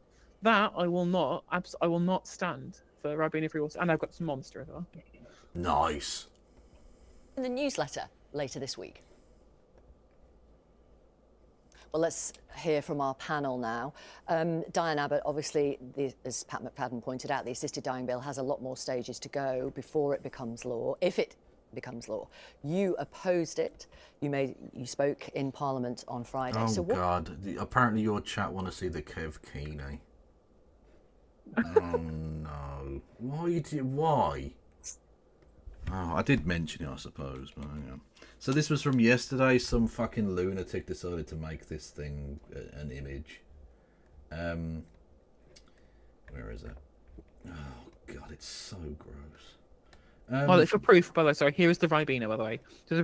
Just so I can prove that I did buy Ribena. There you go. So that's a thing that people have suggested I should sell. Yeah, absolutely. What? No, don't encourage them. No. Where would you even wear such a thing? There's no way you wear that outside of the house, surely. I don't know. I've seen worse swimwear in like Benidorm or some shit. But like the mouth being exactly there, as well is just... It's just... It's all very uncomfortable. I'm not sure about this at all. Anyway, so there for chat, there you go. God almighty. I'm so glad my parents can't watch this. Well, just say they're not good enough at using the internet. Yeah, literally, I've said this before, but my dad literally, when he wants to ask about my work, he says, "How is the internet going?" You are all of the internet. It's true. I am the internet. Yes. What are you and others who are opposed to it going to do now? Well, we have to hope that we can improve it in committee. But Pat was a little disingenuous about the money.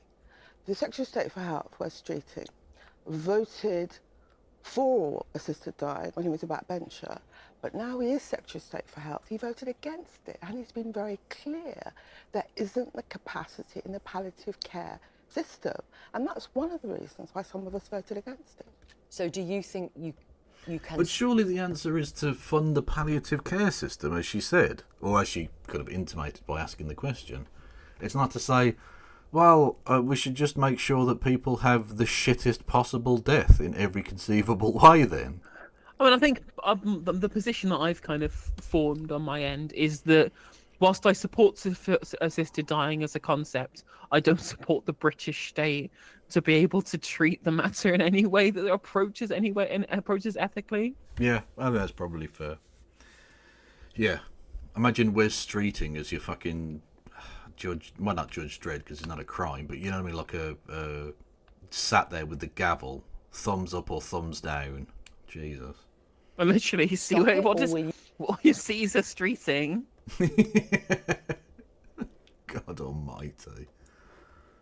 You simply be trying to improve it as you would see it? Well, we'll have to see. I think the precautions that are allegedly in the bill will melt away in people's minds when they actually scrutinise it.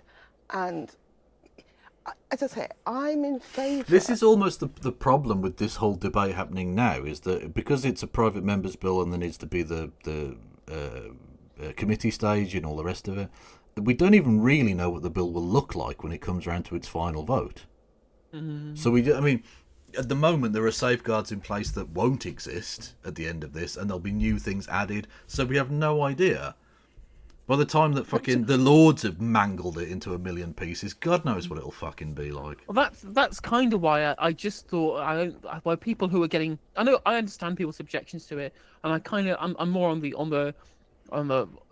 the reject rather than accept line, just because of the arguments that I've heard. But regardless, people would sign up. This is the start of people being murdered by the state for being being too disabled or whatever. I'm like, well, it's past first reading. This isn't the end times yet. No. My assumption is actually I think that through committee stage and through amendments in the Lords and the scrutiny, and then for a second reading, they'll probably have more safeguards added into it because of the contentiousness of the issue. Yeah. Which is, to be fair, that happens anyway, because private members' bills are notoriously horrendously difficult to get through. So you have to make all kinds of compromises to make sure that everyone sort of stays vaguely on board. Yeah, so we'll wait and see. But I'm in favour of it in like a general philosophical term. But every time, like you say, every time I think of I don't know, David Cameron as Prime Minister, do you trust that motherfucker with the power to maybe amend certain parts of a bit of legislation that might be very good when it initially passes, right? But a Tory majority, who's to say they don't add in this shit that allows for the thing in Canada is fucking grotesque. The idea that, well, basically you're so poor you should just be allowed to fucking kill yourself. Exactly, you're too sad to live. Sorry, so we can't be bothered dealing with you in a humane way, so we're just going to off you. Also, thank you, Beckersphere, for the 25-party rating. Welcome into the No Justice stream. We talk about UK politics from a socialist perspective 6 days a week. If that sounds like your thing, drop a follow. I'm here with Kevin Logan, who's also a socialist from the UK. Oi, oi. You can go follow Kevin at KFLogan1875 over on Twitch and at Ploppy111 over on the YouTubes. So go and do that. And everyone in my chat, please go and follow Beckersphere, twitch.tv/BeckySphere, which is an I, not a Y. True. Oh, so apparently it's now becoming a thing on my Discord that they're designing stuff. There's a pillowcase and a phone case with my stupid fucking face on them. This doesn't need to be a thing. And the thing is, like, I'd feel bad selling it, because who the fuck wants my face on anything? It's like this for lonely people. They can sleep next to your face. That's not. How can you sleep next to my face? I can't sleep with my face. Like, no.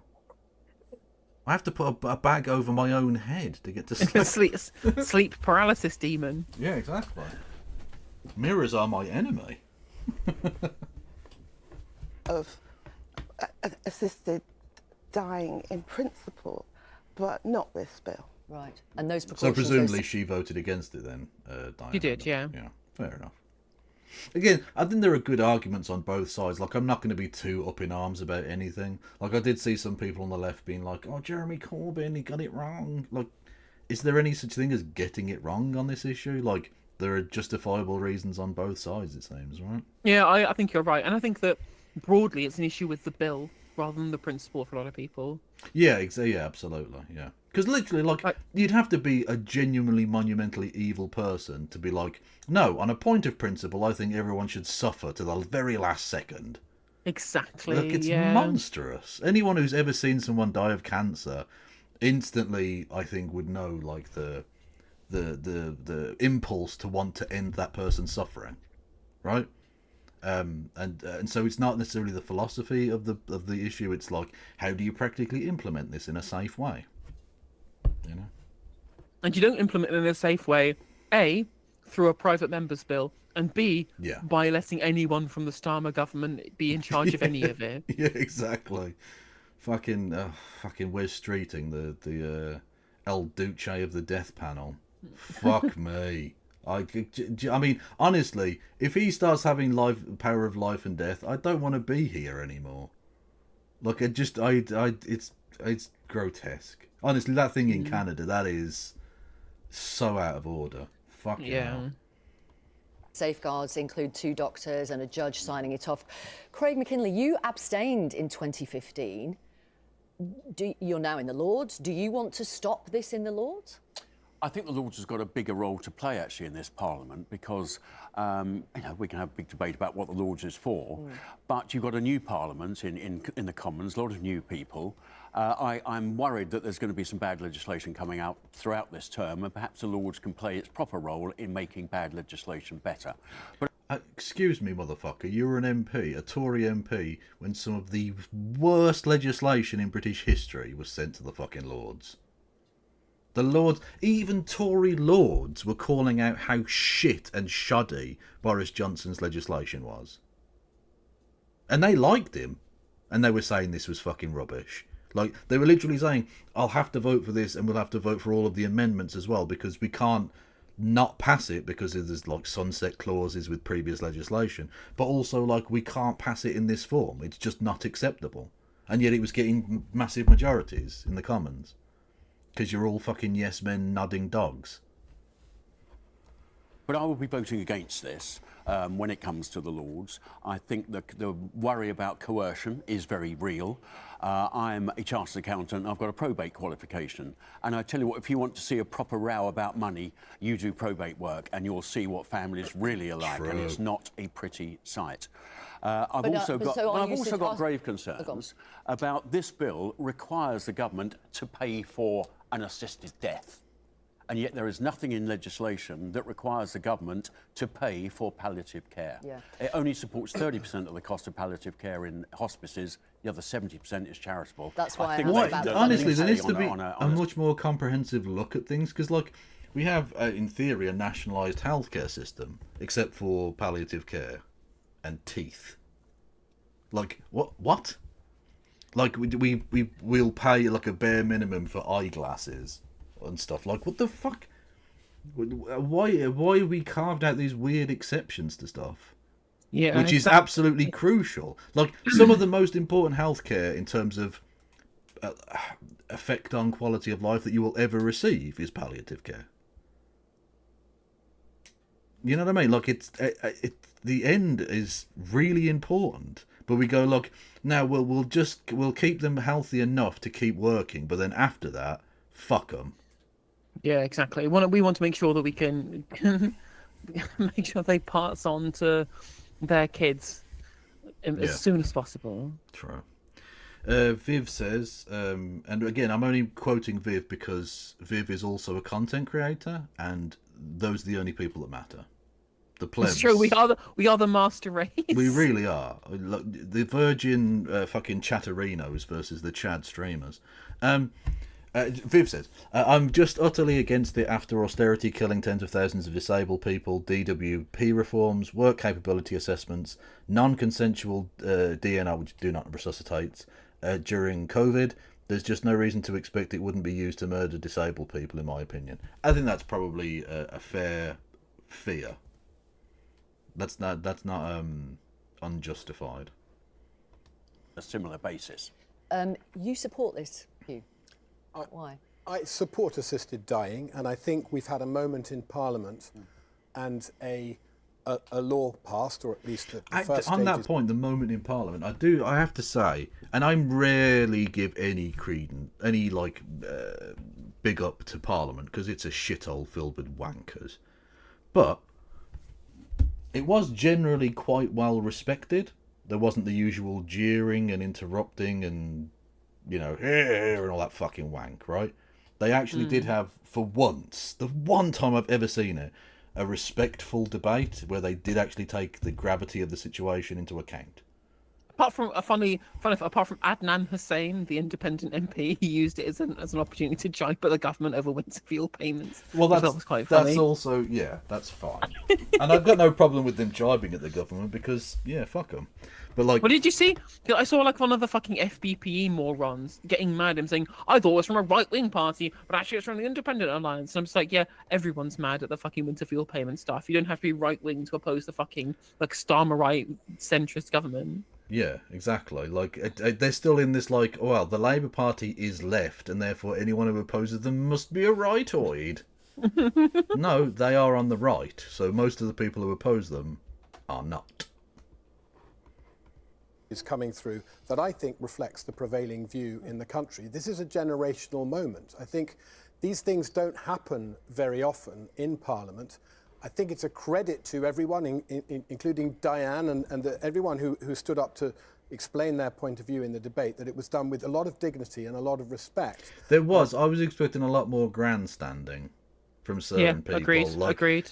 Even people who had religious disagreements expressed those in perfectly reasonable ways. There wasn't this, you want to murder people, or you want to have people excruciatingly die, you evil monster. There was none of that bollocks. They genuinely actually just expressed themselves in a way that you never see them. It was almost like they became human just for a couple of hours. The actual human beings, not just wankers in suits, pre-rehearsed lines. The actual human beings that exist inside of the suits spoke for a moment, which was refreshing, actually. I do think the result reflects where people want to be. My own position harks back to an extraordinarily powerful documentary made by some colleagues of mine back in 2011. Called Choosing to Die, and it was presented by Terry Pratchett, the extraordinary writer who was a campaigner. Yeah, he did great work. It also featured a very remarkable man called Philip Smedley, who I'll never forget, and he had made the choice to travel to Switzerland to end his life. He had motor neurone disease and was in permanent pain and a lot of distress. And I came out of that feeling that, of course, we need a lot of safeguards. Of course, we need to be incredibly careful with this legislation. But the ethical mood of a nation, and indeed of humanity, moves forward. And if you take... I'm not sure it's always as linear as that, unfortunately. I think we've largely seen a regression in recent times. We did. I think it's very much new German 1930s, isn't it? It is a little bit Weimar. It's feeling a little Weimar, which is probably not the time to be introducing euthanasia as a policy then, because, again, if there's one government that showed that euthanasia can be used poorly in the hands of bad people, it was the old Nazarinos. Nazarinos. Yeah. strict religious mores out of the picture. I think you get to a point where humanity feels this is a choice that we should be able to make, and we should be smart enough to do it in a way that safeguards the risks. Can I put on record? I'm not opposed to the concept of it. Right. Sorry. Particularly for motor urine. Kev, someone in my chat just sent me a photo from those off Twitter of one of Greg Wallace's Instagram stories. It's just a DM of someone sent him saying the woke brigade are trying to cancel you, and then my chat has just said he'll be on GB News within a month. And I'm like, oh god, just in time to replace Dan Wootton. True.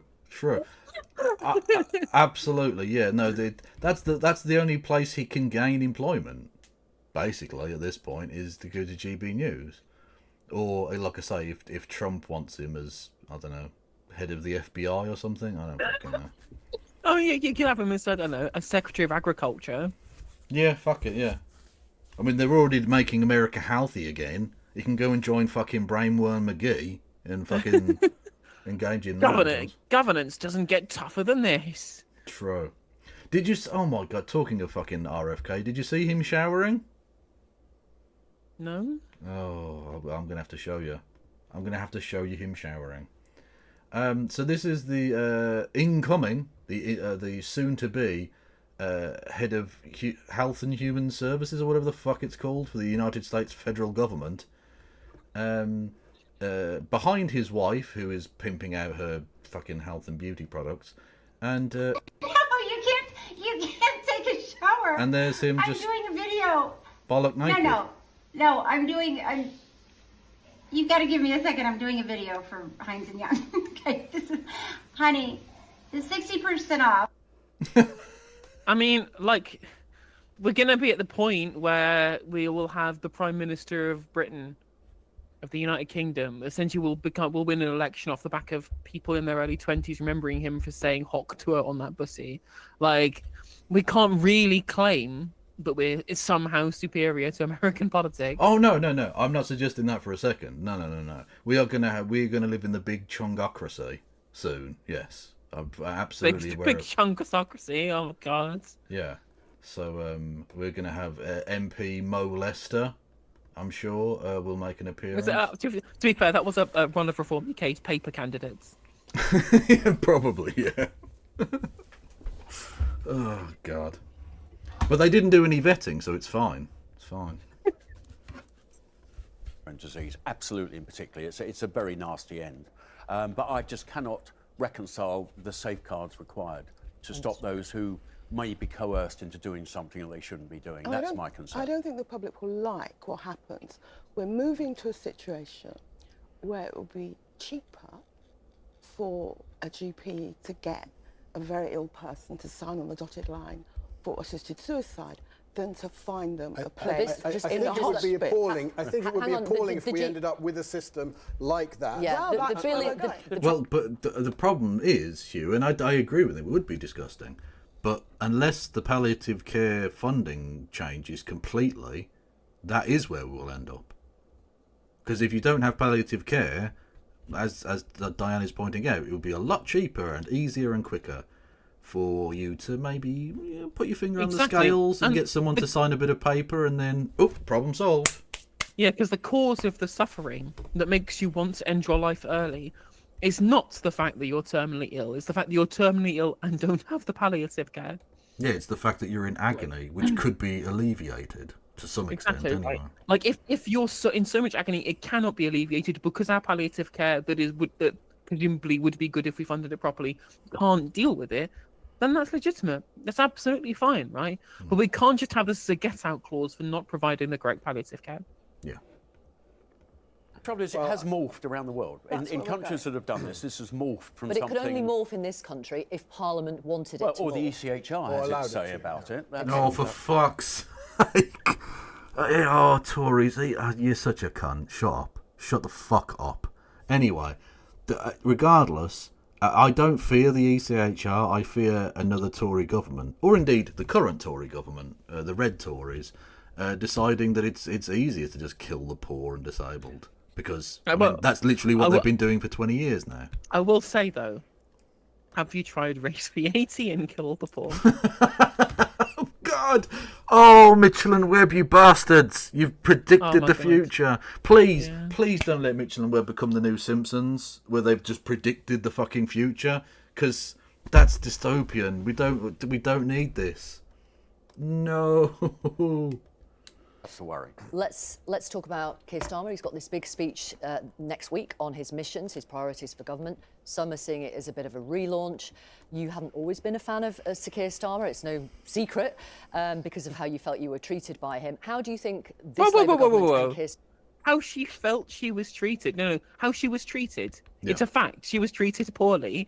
You don't have to couch this by saying that it was somehow her opinion, that he acted like an absolute fucking monster about the ridiculous treatment. Like, literally, he lied publicly about her position in the party when it had already been cleared internally, and he wasn't giving her the whip back because he decided not to. It was the whip's job and the whip's answer to him as the leader of the opposition, and he just fucking lied about it, and also hadn't spoken to her in years and didn't actually help her with any of the problems with all of the racism that she was been receiving. You know, he just did treat her poorly. But he's got plenty of time to go and have a chin wag with Nigel Farage, doesn't he? Yeah. Oh, did you see Zara Sultana, by the way? Clearly has given up any, like, thought of getting the whip back at any point. Mentioning... no, it's Sultana, not Zoltana, you prat. Anyway. Yes. Where are we? Let's have a look. So, she had something to say about Keir merrily jogging up to have a word with fucking Nige, his new best mate. So, the clip is just, you know, Starmer crosses the thing and then starts sucking on his dick. Him and David Davis. Brilliant. Look, oh, they're smiling and happy. Oh, they're such good friends. Zara Sultana says, just to be clear, I won't be having any cosy chats with Nigel Farage, who named Enoch Powell his political hero, claimed he would never say Powell was racist in any way, and allegedly marched through a Sussex village chanting Hitler Youth songs. No thanks. I don't think she wants to be a member of the Labour Party again. Me and Zara Sultana share that. I share that desire to never be a member of the Labour Party ever again. Yeah, but at least, like, you have potentially the option, whereas she's done. Like, she's never getting the whip back. She is an independent MP and will remain so until the end of Parliament. Amazing. Absolute fucking queen shit. Love it. Anyway. Starmer as Prime Minister are doing so far? Well, it's interesting that they've wheeled out the recycled Blairite. McFadden, they always wheel him out when they've got a problem. Yes, let's go. Yeah, we are having problems reaching out to the public. So here's our wizened cadaver who speaks in the kind of the boring monotone of a text-to-speech algorithm to badly explain that we have a quango to deal with, the task force to create the concepts of a plan to be founding policy for a year's time. Yeah, I'm sure that'll help. Yeah, no, I think people will definitely vote for that. They definitely feel the hope and change. But whoa. Remember, Kevin, no hope is better than false hope. Direct quote from the current health secretary. True. Also, it's not an issue. It's not. Fact. I think Keir Starmer has shown poor judgment. He didn't seem to understand that a man on £150,000 a year, as leader of the opposition, it would look bad if he was getting a millionaire to pay for his glasses and his suit. She's even bringing that up. Maybe if he'd done more door knocking for the Labour Party. You didn't even campaign properly, you bitch. It's savage. Love it. I mean, this is delightful. No word of a lie, isn't it? I mean, because again, she can say this. Yeah. Because, of course, you know, when her friend, in inverted commas, Jeremy Corbyn, leader of the party, got more votes than Keir Starmer did. Twice. Just a good friend, in the same way that maybe Destiny and maybe a certain Nazi are friends. Just good friends, just friendly friends. Yeah, soon Destiny and Nick Fuentes will be going on dates to Karl Marx's grave. Honestly, that would be amazing. I'd love to see it. People to take money off, not pensions. Pensions don't forgive and forget, and they're one of the blocks. To be fair, pensioners do forget a lot. They walk into a room and they're just like, what did I come in here for? What? True. But again, on top of that, you know, two-child benefit cap. Also, their kids don't forget when you take money away from pensioners, right? Yeah, like, exactly. It's not just the people that are going to freeze to death. It's the people that love them that go, why did you freeze my fucking grandma to death, you evil bastard? Exactly. Yeah. And they get to vote for the next 50 years. So, you know, just saying. Of voters who actually do vote. And he didn't seem to get it, that will be a problem. People are still coming up to my colleagues in other parts of the country in the street to complain about what he did about winter fuel. But why should wealthy pensioners get winter fuel payments? Because you ensure that everyone gets it, then you can just tax it back later. Like no one is saying Mick Jagger deserves 500 quid. Just tax him slightly more, and it won't make a fucking blind bit of difference. Yeah. It's so fucking stupid. The British electorate, the British establishment. I mean, the even good ones, quote unquote, like Vicky D here is still part of that clique of like completely disinterested bubble people, I suppose. Like she's one of the better ones, but she's still fundamentally fucking lib. Lib. True. It's true. And also, I mean, you say, Sola, that he's Sir Granny Freezer. I mean, he's Sir Kid Starver. It's Rachel Freeze. It's Kid Starver and Rachel Freeze. True. I understand that argument. I actually believe in universal benefits. What I'm saying is, by taking winter fuel allowance away from pensioners in that rather clunking way, it showed poor political judgment. True. Do you agree with Diane Abbott on this? I agree with Diane on lots of things today. And it's on top quite of rare, that, actually, I know. And on top of that,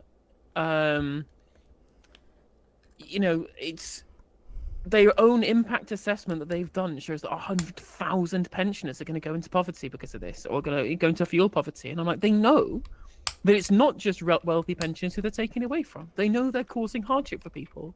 It's also in their own impact assessment. Well, yeah, exactly. And during that impact assessment debate thing, they got the government to concede that when they were going to introduce a similar thing, the Tory government is, that they would publish an official impact assessment on it if they did. But eventually they ended up backtracking, so it didn't happen. But even though they got the Tory government to do that, they themselves have no plan to actually publish an impact assessment on their own plan on this. Yeah, it turns out, right, the only person with a consistent position is Jeremy Corbyn, as it always is. Yeah, well, your mate, yeah. Exactly, my friend, the jam man himself. True, but you're not friends in the same way that they're friends. Mine and Diane's mutual friends. God. Okay, I was trying to save you, but you swan dived into it anyway. Okay. Absolutely, gotta go with it. That's fair enough. Yeah, and if you don't want us to freeze this winter, you can give us money for bits and subs and memberships and super chats. Let me put the heating on, chat, please. True. I mean, I have the heating on right now, to be fair. Keep us in Ribena and body warmth, please. True. Our political life that we agree with things, but yeah, bringing Pat McFadden out is usually an indication that things are going off the rails, because at the end of the day, he is the Deputy Prime Minister, because the tentacles of the Cabinet Office. He might say so. Who better to talk about the big speech coming up this week? Well, yeah, of course, but I mean... Yeah, but he doesn't seem to fucking know anything. He couldn't make an announcement on anything. He didn't know any of the details of why the first fucking Cabinet Minister in this government has resigned. Like, what was the point of him being here? He didn't seem to know anything. He knows what's going on, and some of the things he said, so I don't know, I don't frankly believe, but we may talk about that later. Yeah, obviously, yes. Yeah. I find it hard to believe that 14 years in opposition, they didn't come into government fresh with a lot of good ideas. I mean, just look at what they've done on health recently.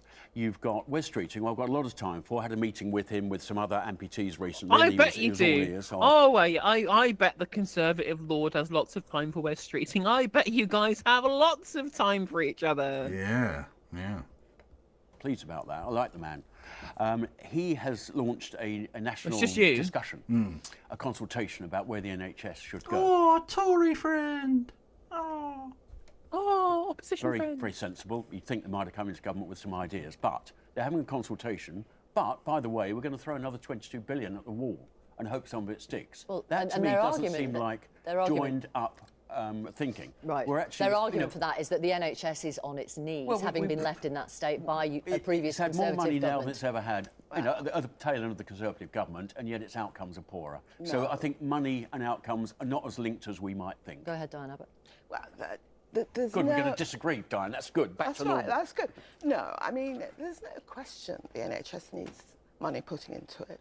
I think in a way, Craig is right. We don't seem to have many new ideas apart from sort of Blairism, really, and a budget which I think will prove to be an austerity budget. But I think we were right to put more money into the NHS. And they would say that that isn't austerity because it's an extra £22 billion over the next 2 years. Yeah, but when you add the figures up, and it's an austerity budget. Okay. The other big story of the week, the Louise Haigh resignation. What did you make of that? Well, I wasn't sure what to make of it. He knew that she had this problem with her claim for a mobile phone. He knew it from the beginning. And now to throw her under the bus like this, I don't get it. She was one of our more effective cabinet ministers. And why do this to her? And Diane! Put the knife in. Just say the obvious, that she was kicked out for being ever so slightly too left-wing, just like they tried to do to you, unsuccessfully to Jezza. Indeed. To understand, it makes him look bad. I think that was a misstep. There have been quite a few missteps. I think that when you've got a good minister doing a good job early on in your parliament, this seems like the kind of thing that you could give a little bit of slack. On the other hand, there were people in the press and in the opposition baying for blood, putting him under a lot of pressure. I think he could have stood firm and defended his minister in this particular case. It's a tricky area. And because journalists like myself would have been spending a lot more time asking people like Pat McFadden about it. We're coming up to the Christmas holidays, right? And the way journalism works, it would have blown over.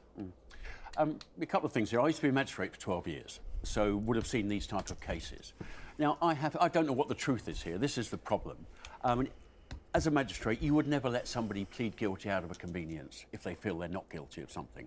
And I cannot imagine anyone who's represented by a solicitor would also be given that advice to plead guilty when they're not. So I don't know what the truth is. That's the opposite of what she said, of what Louise Haigh said, by the way. What does this say about Keir Starmer? If he knew about the facts and appointed her to the shadow cabinet and to a Secretary of State position, which is a powerful ministerial role of the Crown, and then suddenly, because the heat comes up, because it's discovered, he runs away from that person, doesn't come out very well for Sir Keir Starmer as PM, as a team player that's got your back.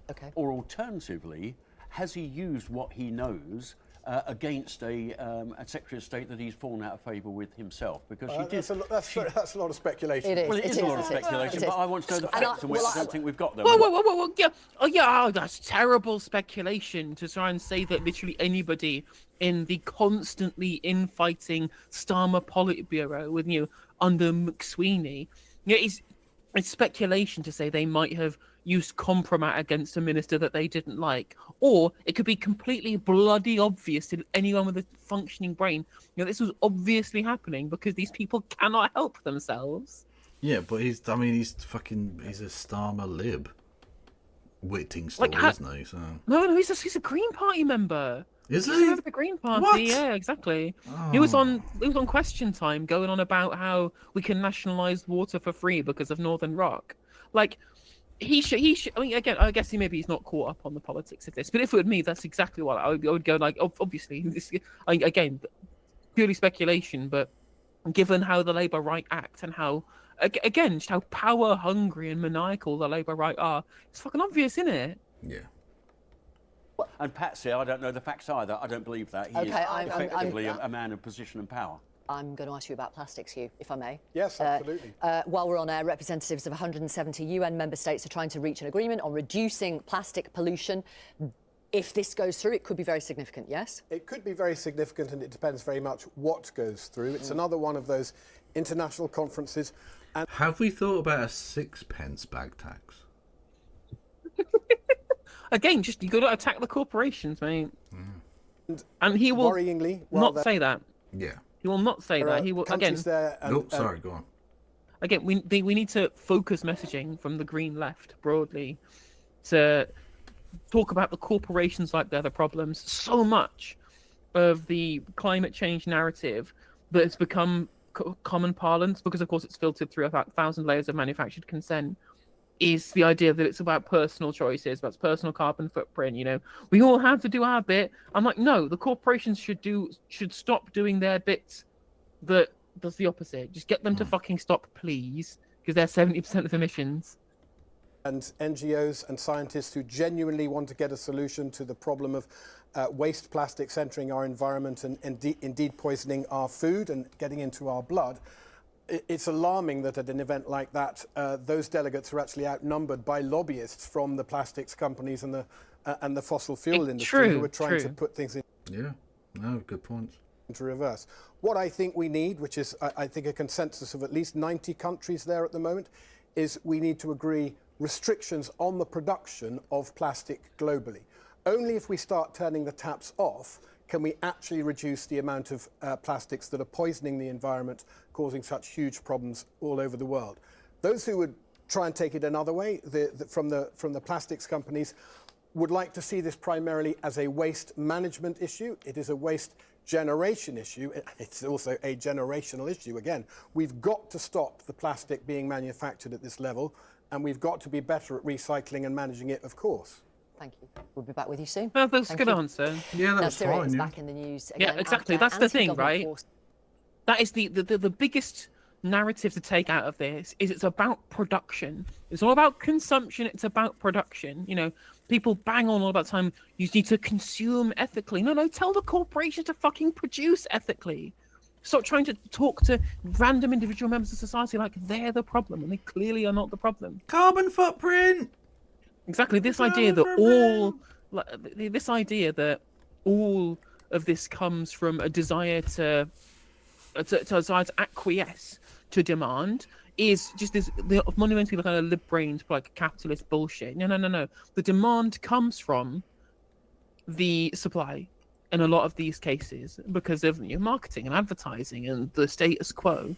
The goods are produced and people will buy them. If you produce them better, people will still buy the things they have the demand for. Yeah. It has carried out a surprise offensive in Aleppo, the country's second largest city. Russia has responded with airstrikes on the city. But what is Aleppo? I literally did the bit when you were at the shops. Someone asked me about Syria, and I had to just say, like, it's such a shame that a great, wonderful city and a huge geopolitical issue, when Aleppo gets mentioned, I think of Gary fucking Johnson. It's just, oh God.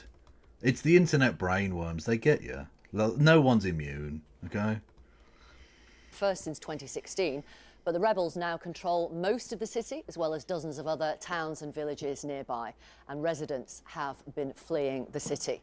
Now, the BBC's international editor, Jeremy Bowen, is with us in the studio. First of all, who are these rebels, and what do they want? Well, they want to get rid of the regime. Wow, he's fucking packed it on. Jesus Christ. Did he swallow a banger?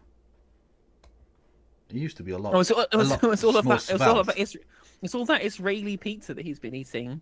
True. And the Israeli hot dogs and the Israeli But don't mention the fucking hummus. We'll get banned. Stop the it. Israeli breakfast. Did you True. see that? They were trying to. Or maybe it was a fucking Israeli breakfast, and it was just an English fucking fry. A full Israeli breakfast. Yeah, Jeez, obviously, they're even fucking occupying our fucking fried breakfasts. I think it was fake. Like, I had bacon and sausages on it, but like, Well, it's like they were that telling me could be literally reform somebody- Jewish. You But know? like, there's like a genuine video, like a vox pop of someone saying, "What's your favorite Israeli food in Israel?" And they say pizza.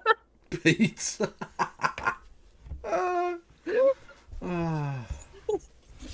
Fucking hell. There are a number of factions involved. Actually, in it. true. Actually, the- true, Jim. An Israeli breakfast is when you sit down at somebody else's table. Fuck. That is grotesquely true. Yeah. Dominant one is known as HTS, and it's controlled the one province that's been still under the control of rebels, called Idlib, which borders Turkey, and it's very close to Aleppo. Aleppo is only about 50 miles from the Turkish border, and they have been there controlling the area, and there's been a ceasefire, which has been pretty much observed since 2020, I think. But what they've done is now I think they've taken advantage of the weakness of Assad's main allies, Iran, Hezbollah of Lebanon, and also the fact that Russia's looking elsewhere into Ukraine. The reason why Assad survived the civil war, why his regime did, was because of those three forces helping him out. And now, frankly, they've all got bigger fish to fry. So does that mean President Assad could be toppled?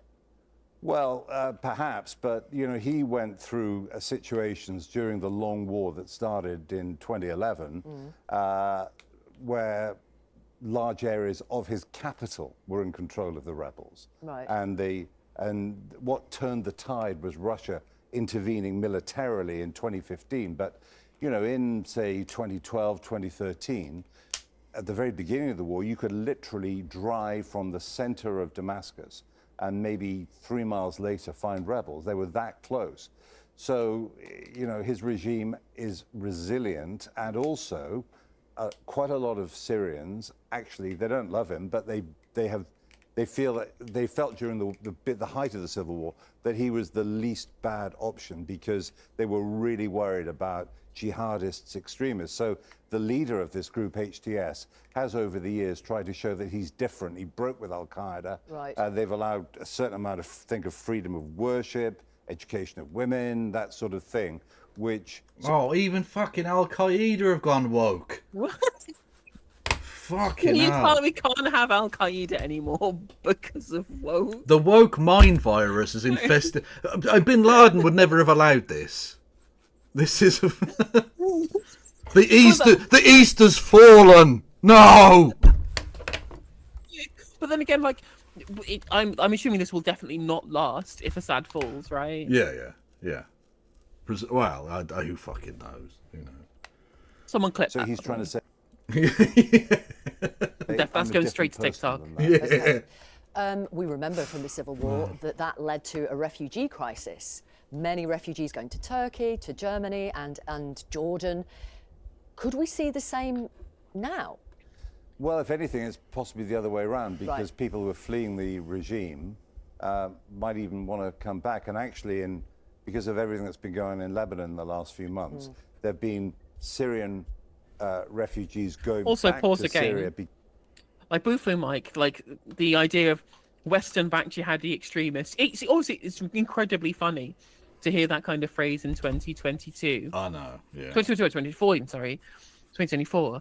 But of course, the 80s was all about us funding jihadi extremists because they happened to be anti-Soviet.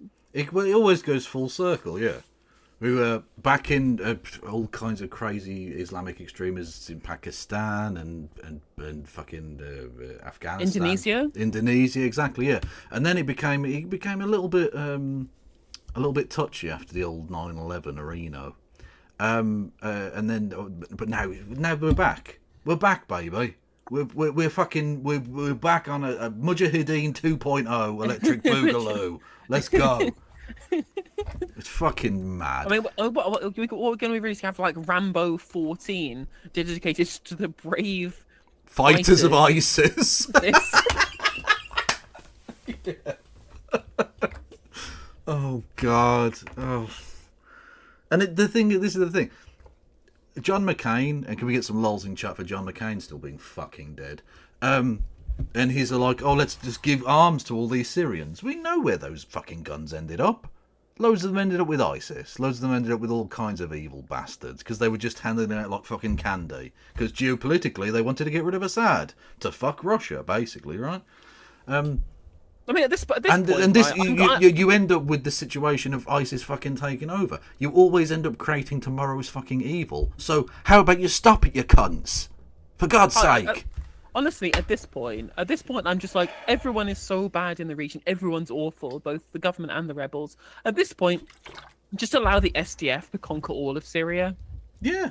It's fine. You know, we have learned from Israel at this point that you're allowed to do awful shit to take people's land away from them if you're an oppressed ethnic minority with no ethnic homeland, right? You can just do that. So if Israel can do it, it's the Palestinians, they will let the Kurds do it. The Kurds have a right to defend themselves.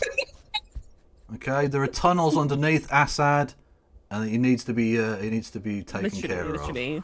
Yeah, exactly. In fact, there's an Assad command and control center under Aleppo. True.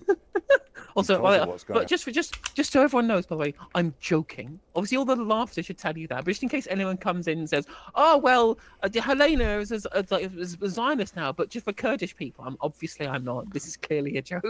Yes, indeed. Or indeed, if anyone from any of the various intelligence agencies, we are not actually supportive in any way of any of these groups. Please do not put us on lists.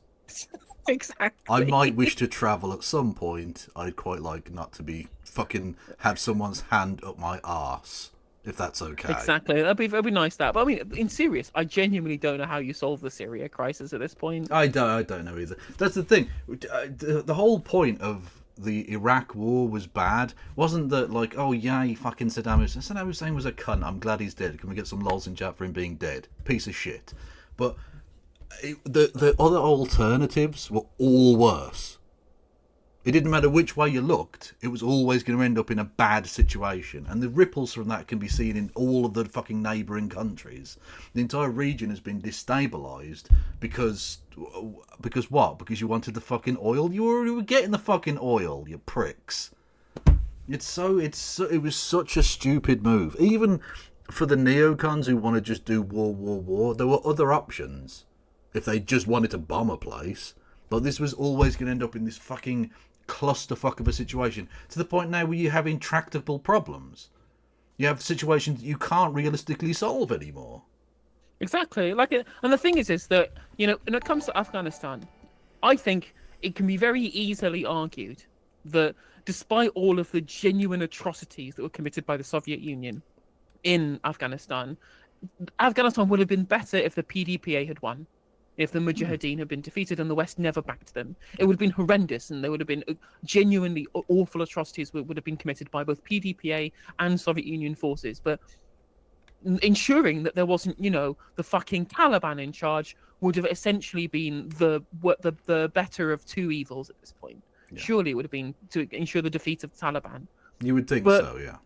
You'd expect so, and yet, you know, we're in a position where we have again an intractable conflict for fucking 3 decades, probably even 4 decades now at this point in Afghanistan because of Western backing of Mujahideen groups, and I'm just like, well, we got what we wanted, didn't we? Yep. No, Miss Haigh, consent matters re-fisting. If it's a sexual thing, I was suggesting that they may hold me under terrorism charges, and then consent doesn't matter anymore. They can literally, if you don't end up in Guantanamo Bay, you did okay. That's a result. Okay? Thank you to Russell Hawkins for both resubscribing and gifting 5 gifty gifts over on the YouTube. Much love to you. In Lebanon, and also Lebanese running away from that particular war.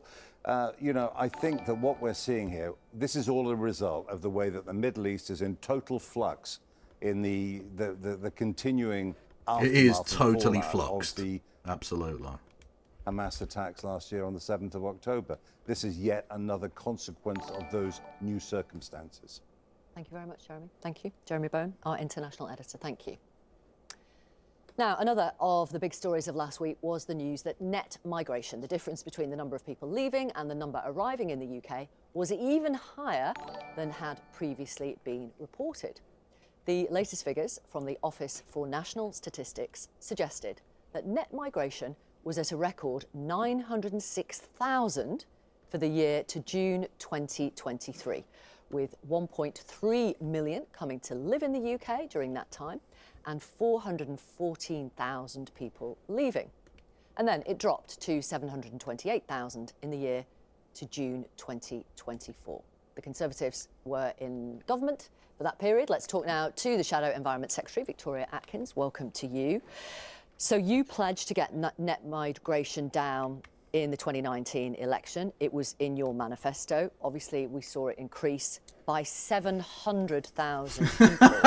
Lovely emphasis. 700,000.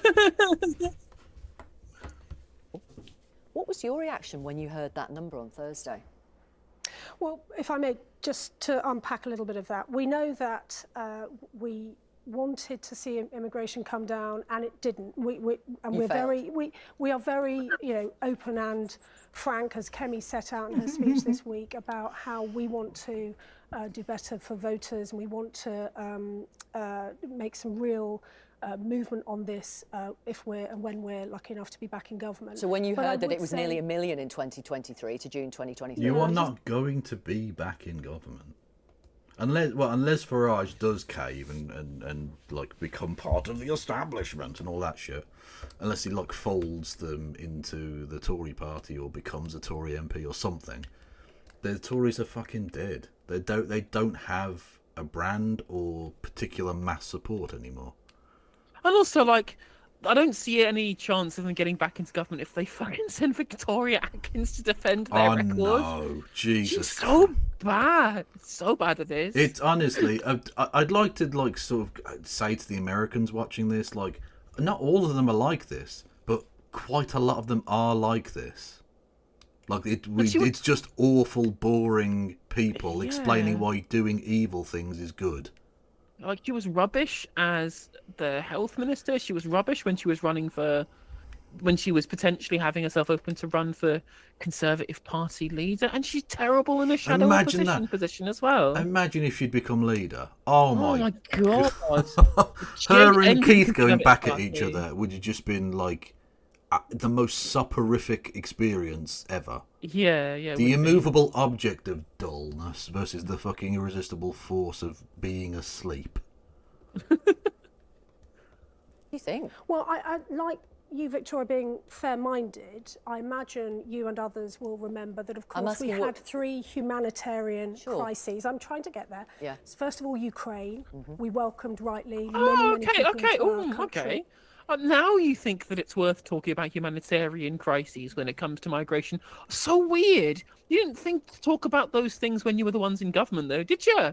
You were too busy talking about stopping the boats. You were too busy talking about how it was a bunch of military-age men coming here, invading our country. Oh, yeah, because actually, it's right. We did have some humanitarian crises. We did have to accept asylum seekers from places like Syria and Iraq and Iran, and, of course, Ukraine and Hong Kong, the countries where the good migrants come from, by the way. The good ones come from the ones that we're happy to accept, and the bad ones on the boats. Is there some unifying force from the bad countries? Is there some sort of unifying reason why people from those countries specifically need to leave?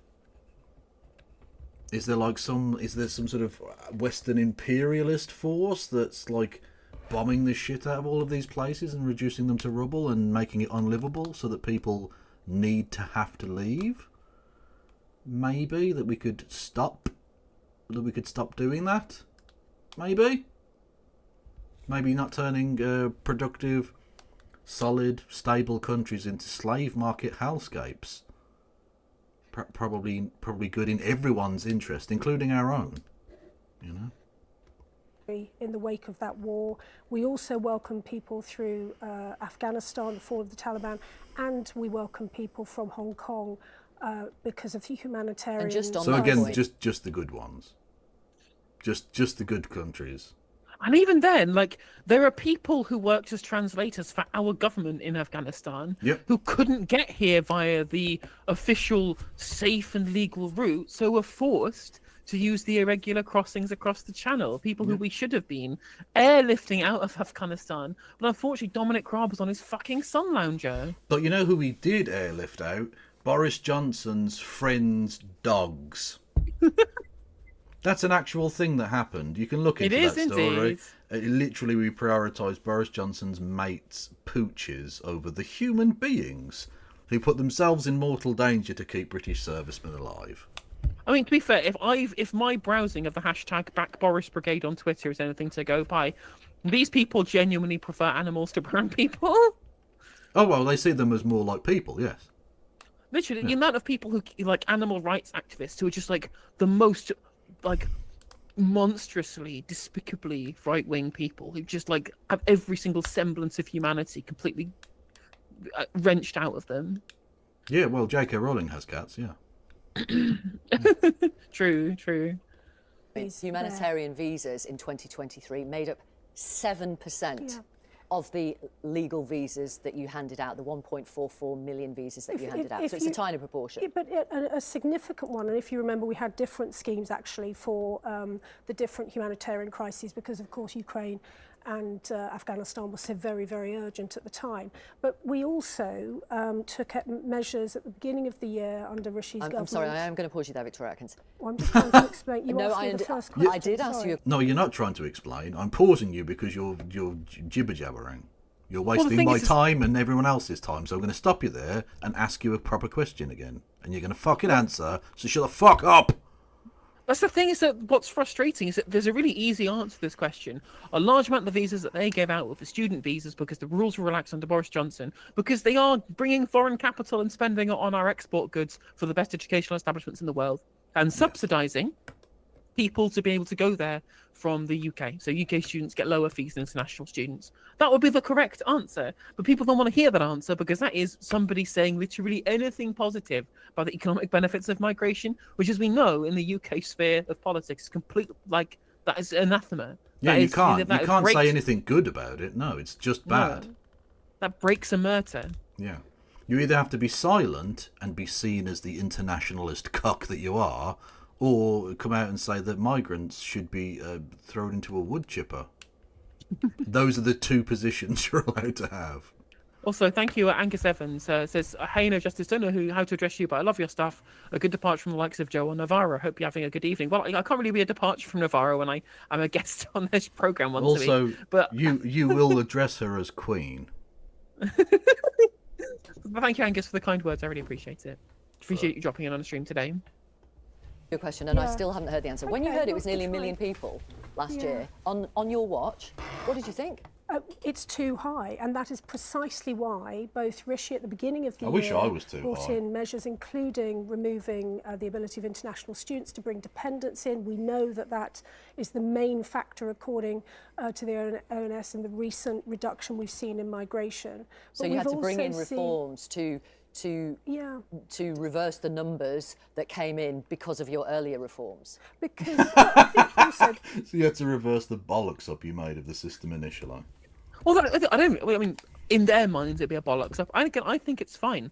Either dependents are coming over here and they don't have any money, so they're going to have to get a job and be able to work because you don't get access to public funds as the family of a student or whatever. Or if they're coming here because they are the family of someone who's studying, and they're rich enough already that they can spend 3 years here without a job, surviving just off of foreign capital, then again, they're bringing foreign capital into the UK to spend on our goods in our economy. Yeah, that's a good thing. It's a good thing if they're doing that. That's driving up the demand for products that we make and sell. That's paying the wages of the workers in this country, which will be subject to VAT. Can we not cut off our nose to spite our face, please? because we know that that's the Brexit I voted for. Of course, this is a very popular, very highly respected country in terms of our universities. We're very proud of that.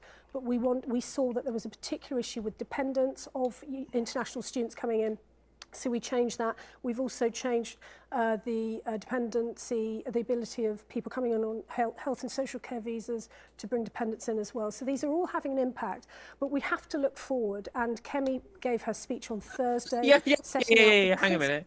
Yeah, we have to look forward. Yeah, because if we look back, we'd realise that we failed miserably at every single thing we ran on in the election. Because again, you know, both you and I, Kevin, we both agree that migration was overall a net good. We recognise the economic benefits and the cultural benefits that you get from having a good migration system. And of course, but they don't think that. And we know they don't think that because they ran on that at every single election. Yep. 2010, 2015, 2017, 2019, every single time they ran on reducing migration, and they didn't. It continued to increase, and exponentially too. It went up. Yeah. In overall numbers at every single election. They have explicitly failed under their own terms. So we have to look forward, of course, because if you look back, they would realise that it undermines their entire position. Exactly. They're stood in front of a burning house going, let's not look back. Mistakes may have been made. Let's not look back. Let's just walk forwards away from whatever's behind me. I'm not even looking. So I think it's like, you know, they're standing in front of a pink house that they've painted pink after promising not to paint it pink, and then saying pink houses are awful, and then everyone else is going, actually I quite like pink houses. No, you can't like pink houses. That's woke. Pink houses are woke. How dare you? To be fair, if I saw a pink house, I would probably think the people that live there were probably a bit woke. True. Look, don't get me wrong. I don't think that's a bad thing, but I would think it. Yeah, true. Principles that we will be applying to this. And what I'm worried about, I've seen some of the coverage today about Labour's speech this week. They're not setting out any firm plans for change. And what I'm concerned about, for example, well, no, but we've had pre-briefs, haven't we? And we know, for example, that the government is opening up more hotels across the country.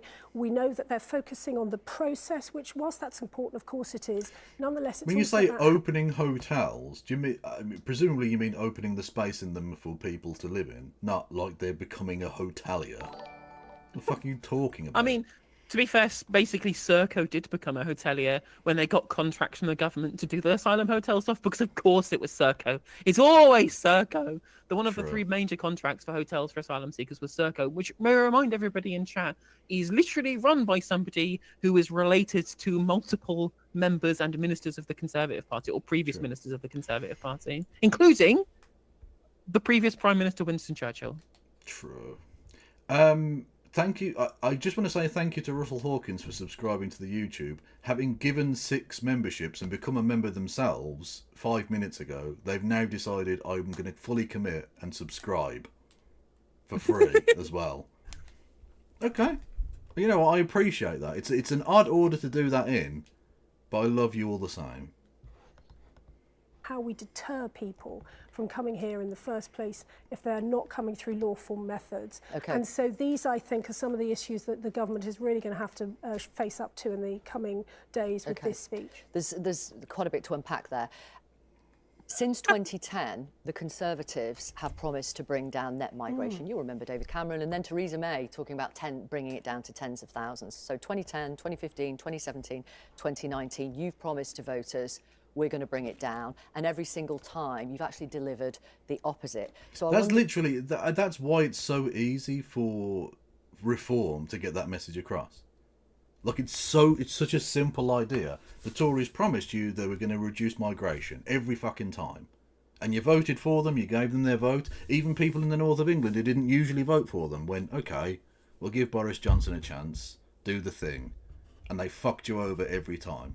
And that plays so perfectly into the anger that people actually feel. They're being lied to by wankers. Now, Farage is also a wanker who's also lying to them, but in slightly different ways.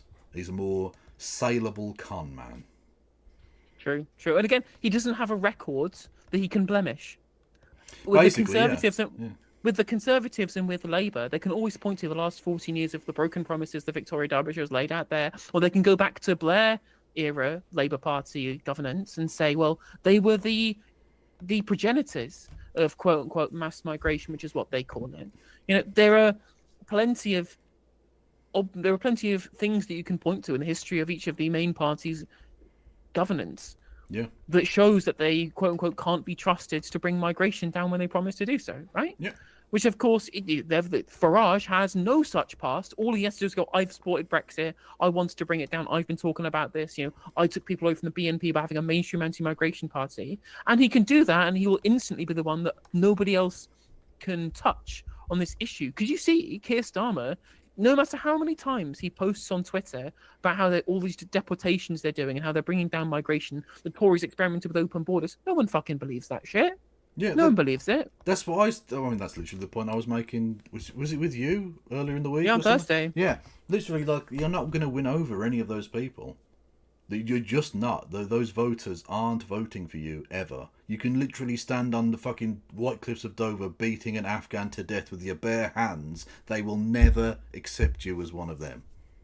You're not a part of that thing. They're not going to fucking vote for you.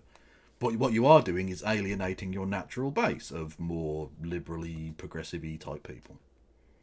I wonder why any voter should ever believe anything the Conservatives say on migration ever again. True! We took an enormous loss. Honestly, if I was Nigel Farage, I'd just take what she just said, that question, and just clip it and put it out there. It's it literally, listen to it again for a second, right? It's like the perfect summation. You've actually delivered the opposite. So I wonder why any voter should ever believe anything the Conservatives say on migration ever again. Well, we took an enormous loss I in suddenly July. wanted a kitty We're very Also, open about that. give We're Kevin money, trying you pack of to cheapskate. understand what it is that voters... Oh, no, Wayward, bless you. Don't. Oh, God. They said, I suddenly wanted to I'll give Kevin money, you pack of cheapskates. No one has to give money. Don't shame people into giving money. We would like you to, but don't feel like you must be forced to. Yeah. On pain of being mocked on the internet. Exactly. I mean, I will mock you on the internet, but that's if you do give money. Exactly. What the fuck are you with money to us for? Yeah. But I mean, it's funny that she says, well, we had a big loss at the election and we're trying to work out what that was about. And I'm like, well, the voters told you in every single poll on issues in the run-up to the election, the two biggest problems were the state of the NHS and the cost of living crisis, right? You know, It's as simple as that. With economic headwinds, and people told you they didn't like economic headwinds, and you could have done something to fix it, and you didn't. Simple as that. Exactly the same problem with the Democrats. Yeah, absolutely. I think I made the point yesterday that the moment that the Democrats lost the election was the parliamentarian shit. Literally, they had an opportunity to do something that would have galvanised people to vote for them, not just be against Donald Trump, and would have been a countervailing narrative to the economic downturn, right? Things aren't going great, but this is what we're doing to actually try and alleviate and make your life better. And they went, oh, but the parliamentarians said we can't do it, so never mind. Okay, well, I'm not fucking voting for you then, you cunts. And the thing as well is that they could have even salvaged it from there if, you know, Kamala Harris had just at any point repudiated anything from the last 4 years of governments. Like, she'd easily have come out and say, well, I supported the infrastructure bill and the Inflation Reduction Act and what we did about the trade unions, we should explicitly have pushed through the minimum wage bill. We should have continued the expanded child tax credit. We shouldn't let all of these Medicare inclusions run out like we did, which kicked a bunch of people off Medicare for no fucking reason, right? We should have been more aggressive in fighting for the American working person. And that's what I will do to break from Joe Biden. And what did she say? He said, I wouldn't change anything. You've lost. It's over. It's literally done. Done deal. End of election. There you go. That was the moment. Yep. Or maybe just come out and said, genocide's bad. Probably would Also have helped. Would have helped in maybe would have won the Michigan at the very least. Yeah. Thank you, Miss Haigh, for resubscribing with Prime 36 months. You are broken. You're a broken person. But thank you. Yes, I'm on a hype train now, which is fucking dope. If you want to get me to level 2 of the hype train, I will. I'll finger someone. I'll do a poll in the chat. No, I won't. Why am I lying? Like I've got the fucking energy to do that. Anyway, I'll finger someone. I'll finger Destiny. No. I won't do. I'll finger Destiny the concept of fate, not the streamer. How about that?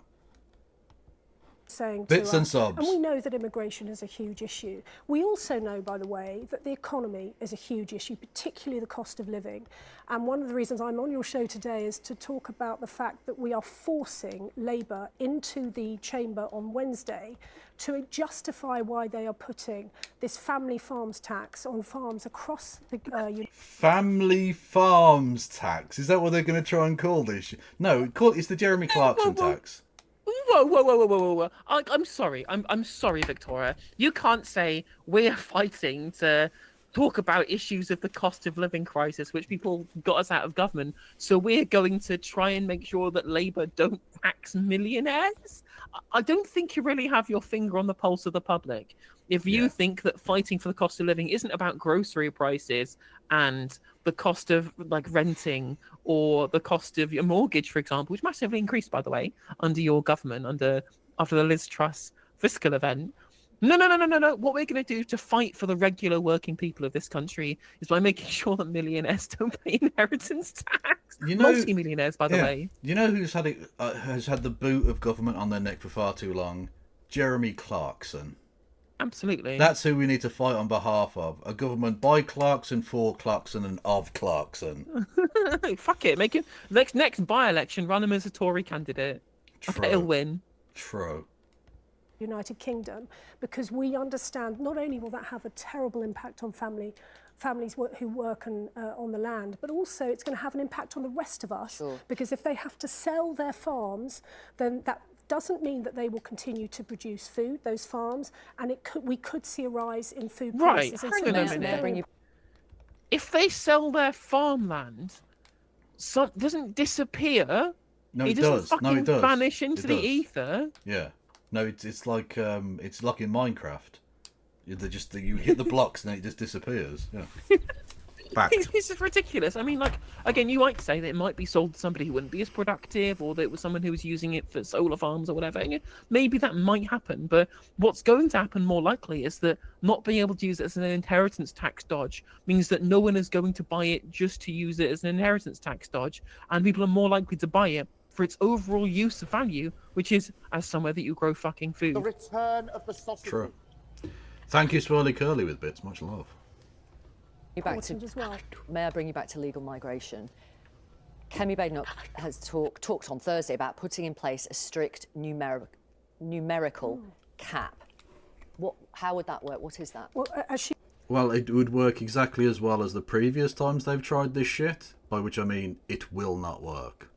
I mean, again, it's ridiculous and stupid. Like, for example, we had this massive labour shortage during the pandemic, right? And of course, people don't want to do like fruit picking. People refuse to do it. In fact, they pay pretty handsomely for fruit picking nowadays, and people still won't do it because it's seasonal labour, it's in difficult to reach areas of the country, and it's shit. It's horrible work in the baking sun. Yeah, it's very unpleasant. Exactly. It's literally miserable to do. UK people won't do it. We need people to come in and do it. And say, for example, one year there's an import crisis. We can't get hold of the fruits to import from elsewhere or basic foodstuffs, and no one is doing it in the UK. We would literally, if we'd have hit the immigration target, it would be illegal to get in workers to be able to do this, and we'd have a ridiculous inflationary spiral. It's a policy that is totally unworkable, completely unworkable. Absolute nonsense. Yeah, true. She made clear in her speech. Of course, we're at the beginning of this conversation. July was 4.5 months ago, and although this government has made it feel a lot longer than that, nonetheless, we are at the beginning of this conversation. You passive aggressive twat. They made it feel a lot longer than that, actually. What? Oh, such a bitch. Honest to God, what an unlikable person. I think it's significant that Kemi has had as her first major set-piece speech as the new leader of the Conservative Party. She's been very frank about some of the issues. Not that frank. What is a strict numerical cap? But you would not expect us to have... 420,069. What the fuck? No, they don't know. They're making it up as they go along. They haven't got a fucking clue what they're doing. Like, honestly, the way this fucking conversation's going, I guarantee you at the next election, someone will have absolute zero migration as, like, a policy. I mean, and also it's funny that they don't know what they're doing because it's basically true. It's basically true that the Conservative Party are just making up on the on the back of a cigarette packet. They really are. I mean, to be fair, as the opposition, you don't really have to have entirely concrete, well laid out plans. It's literally been the Lib Dem plan for the last 35 fucking years. But as the party that want to become the next government, you'd think you'd have some basic idea. But they're just going like, what can we do that'll get a good headline? Like they're still doing the same scrambling day-to-day, how can we get a good headline type of thing that they were doing as the government, but now they don't need to do that.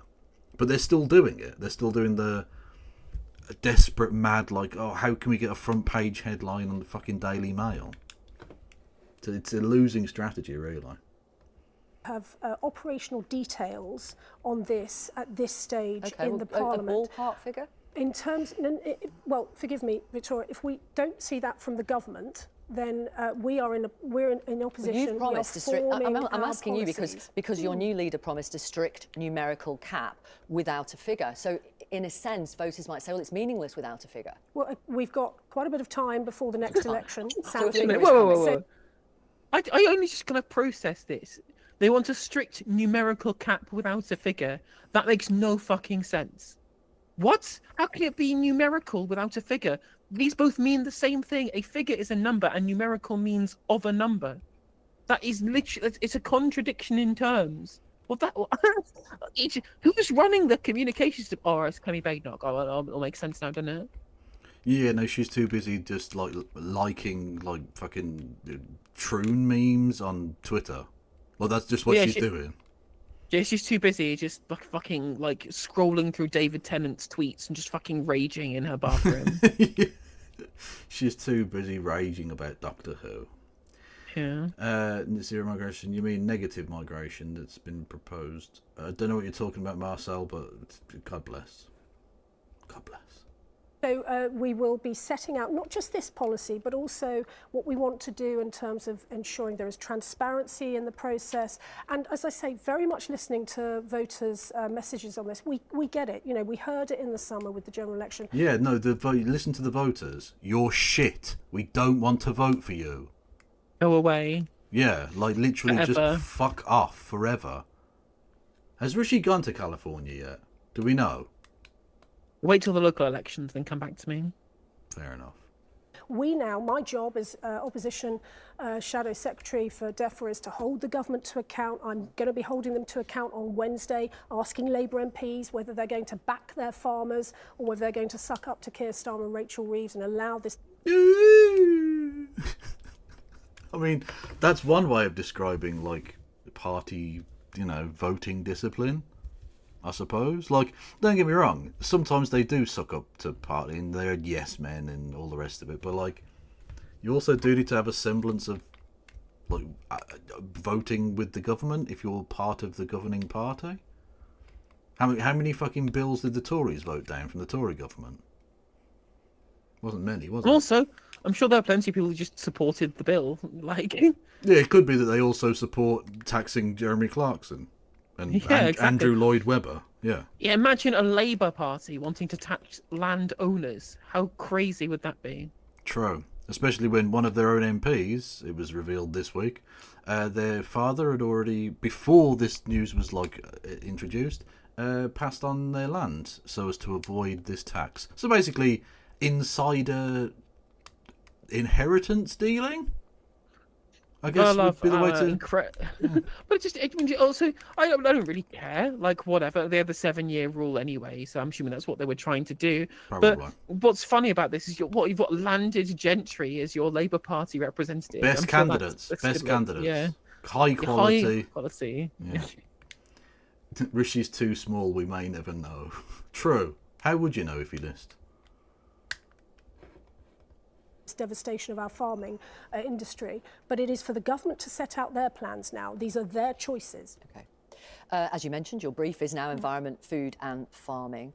Your previous government was criticised for the state of the water industry and the levels of sewage dumped in our rivers and seas. As well as making mistakes on legal migration numbers, did you make mistakes when it came to water sewage as well? So in terms of water, we know, I mean, there's a huge problem that has faced the country. We have a very, very old sewage network built many parts of it by the Victorians, and that requires an enormous amount of investment by the water companies. But also, of course, we need to measure the quality of the water, and so I think it's right that in 2010... To be fair, you don't really need to measure the quality of British water. You can just see that it's brown. Like, yeah, it's literally filled with shit. Or you can look at all of the people who've died or gotten seriously ill after just swimming in it. Yeah, or the fact that, you know, in certain parts of the country you're advised to boil tap water. Well, we literally had a fucking national warning in, what is it, Dorset, for people getting parasitic infections. Yeah, that's what I mean. Yeah, they literally said even tap water. So it's gone through the process. It's been cleaned and had fucking fluoride and gay cancer genes or whatever they're putting into it these days. You still have to boil it because it's still got shit in it. What the fuck?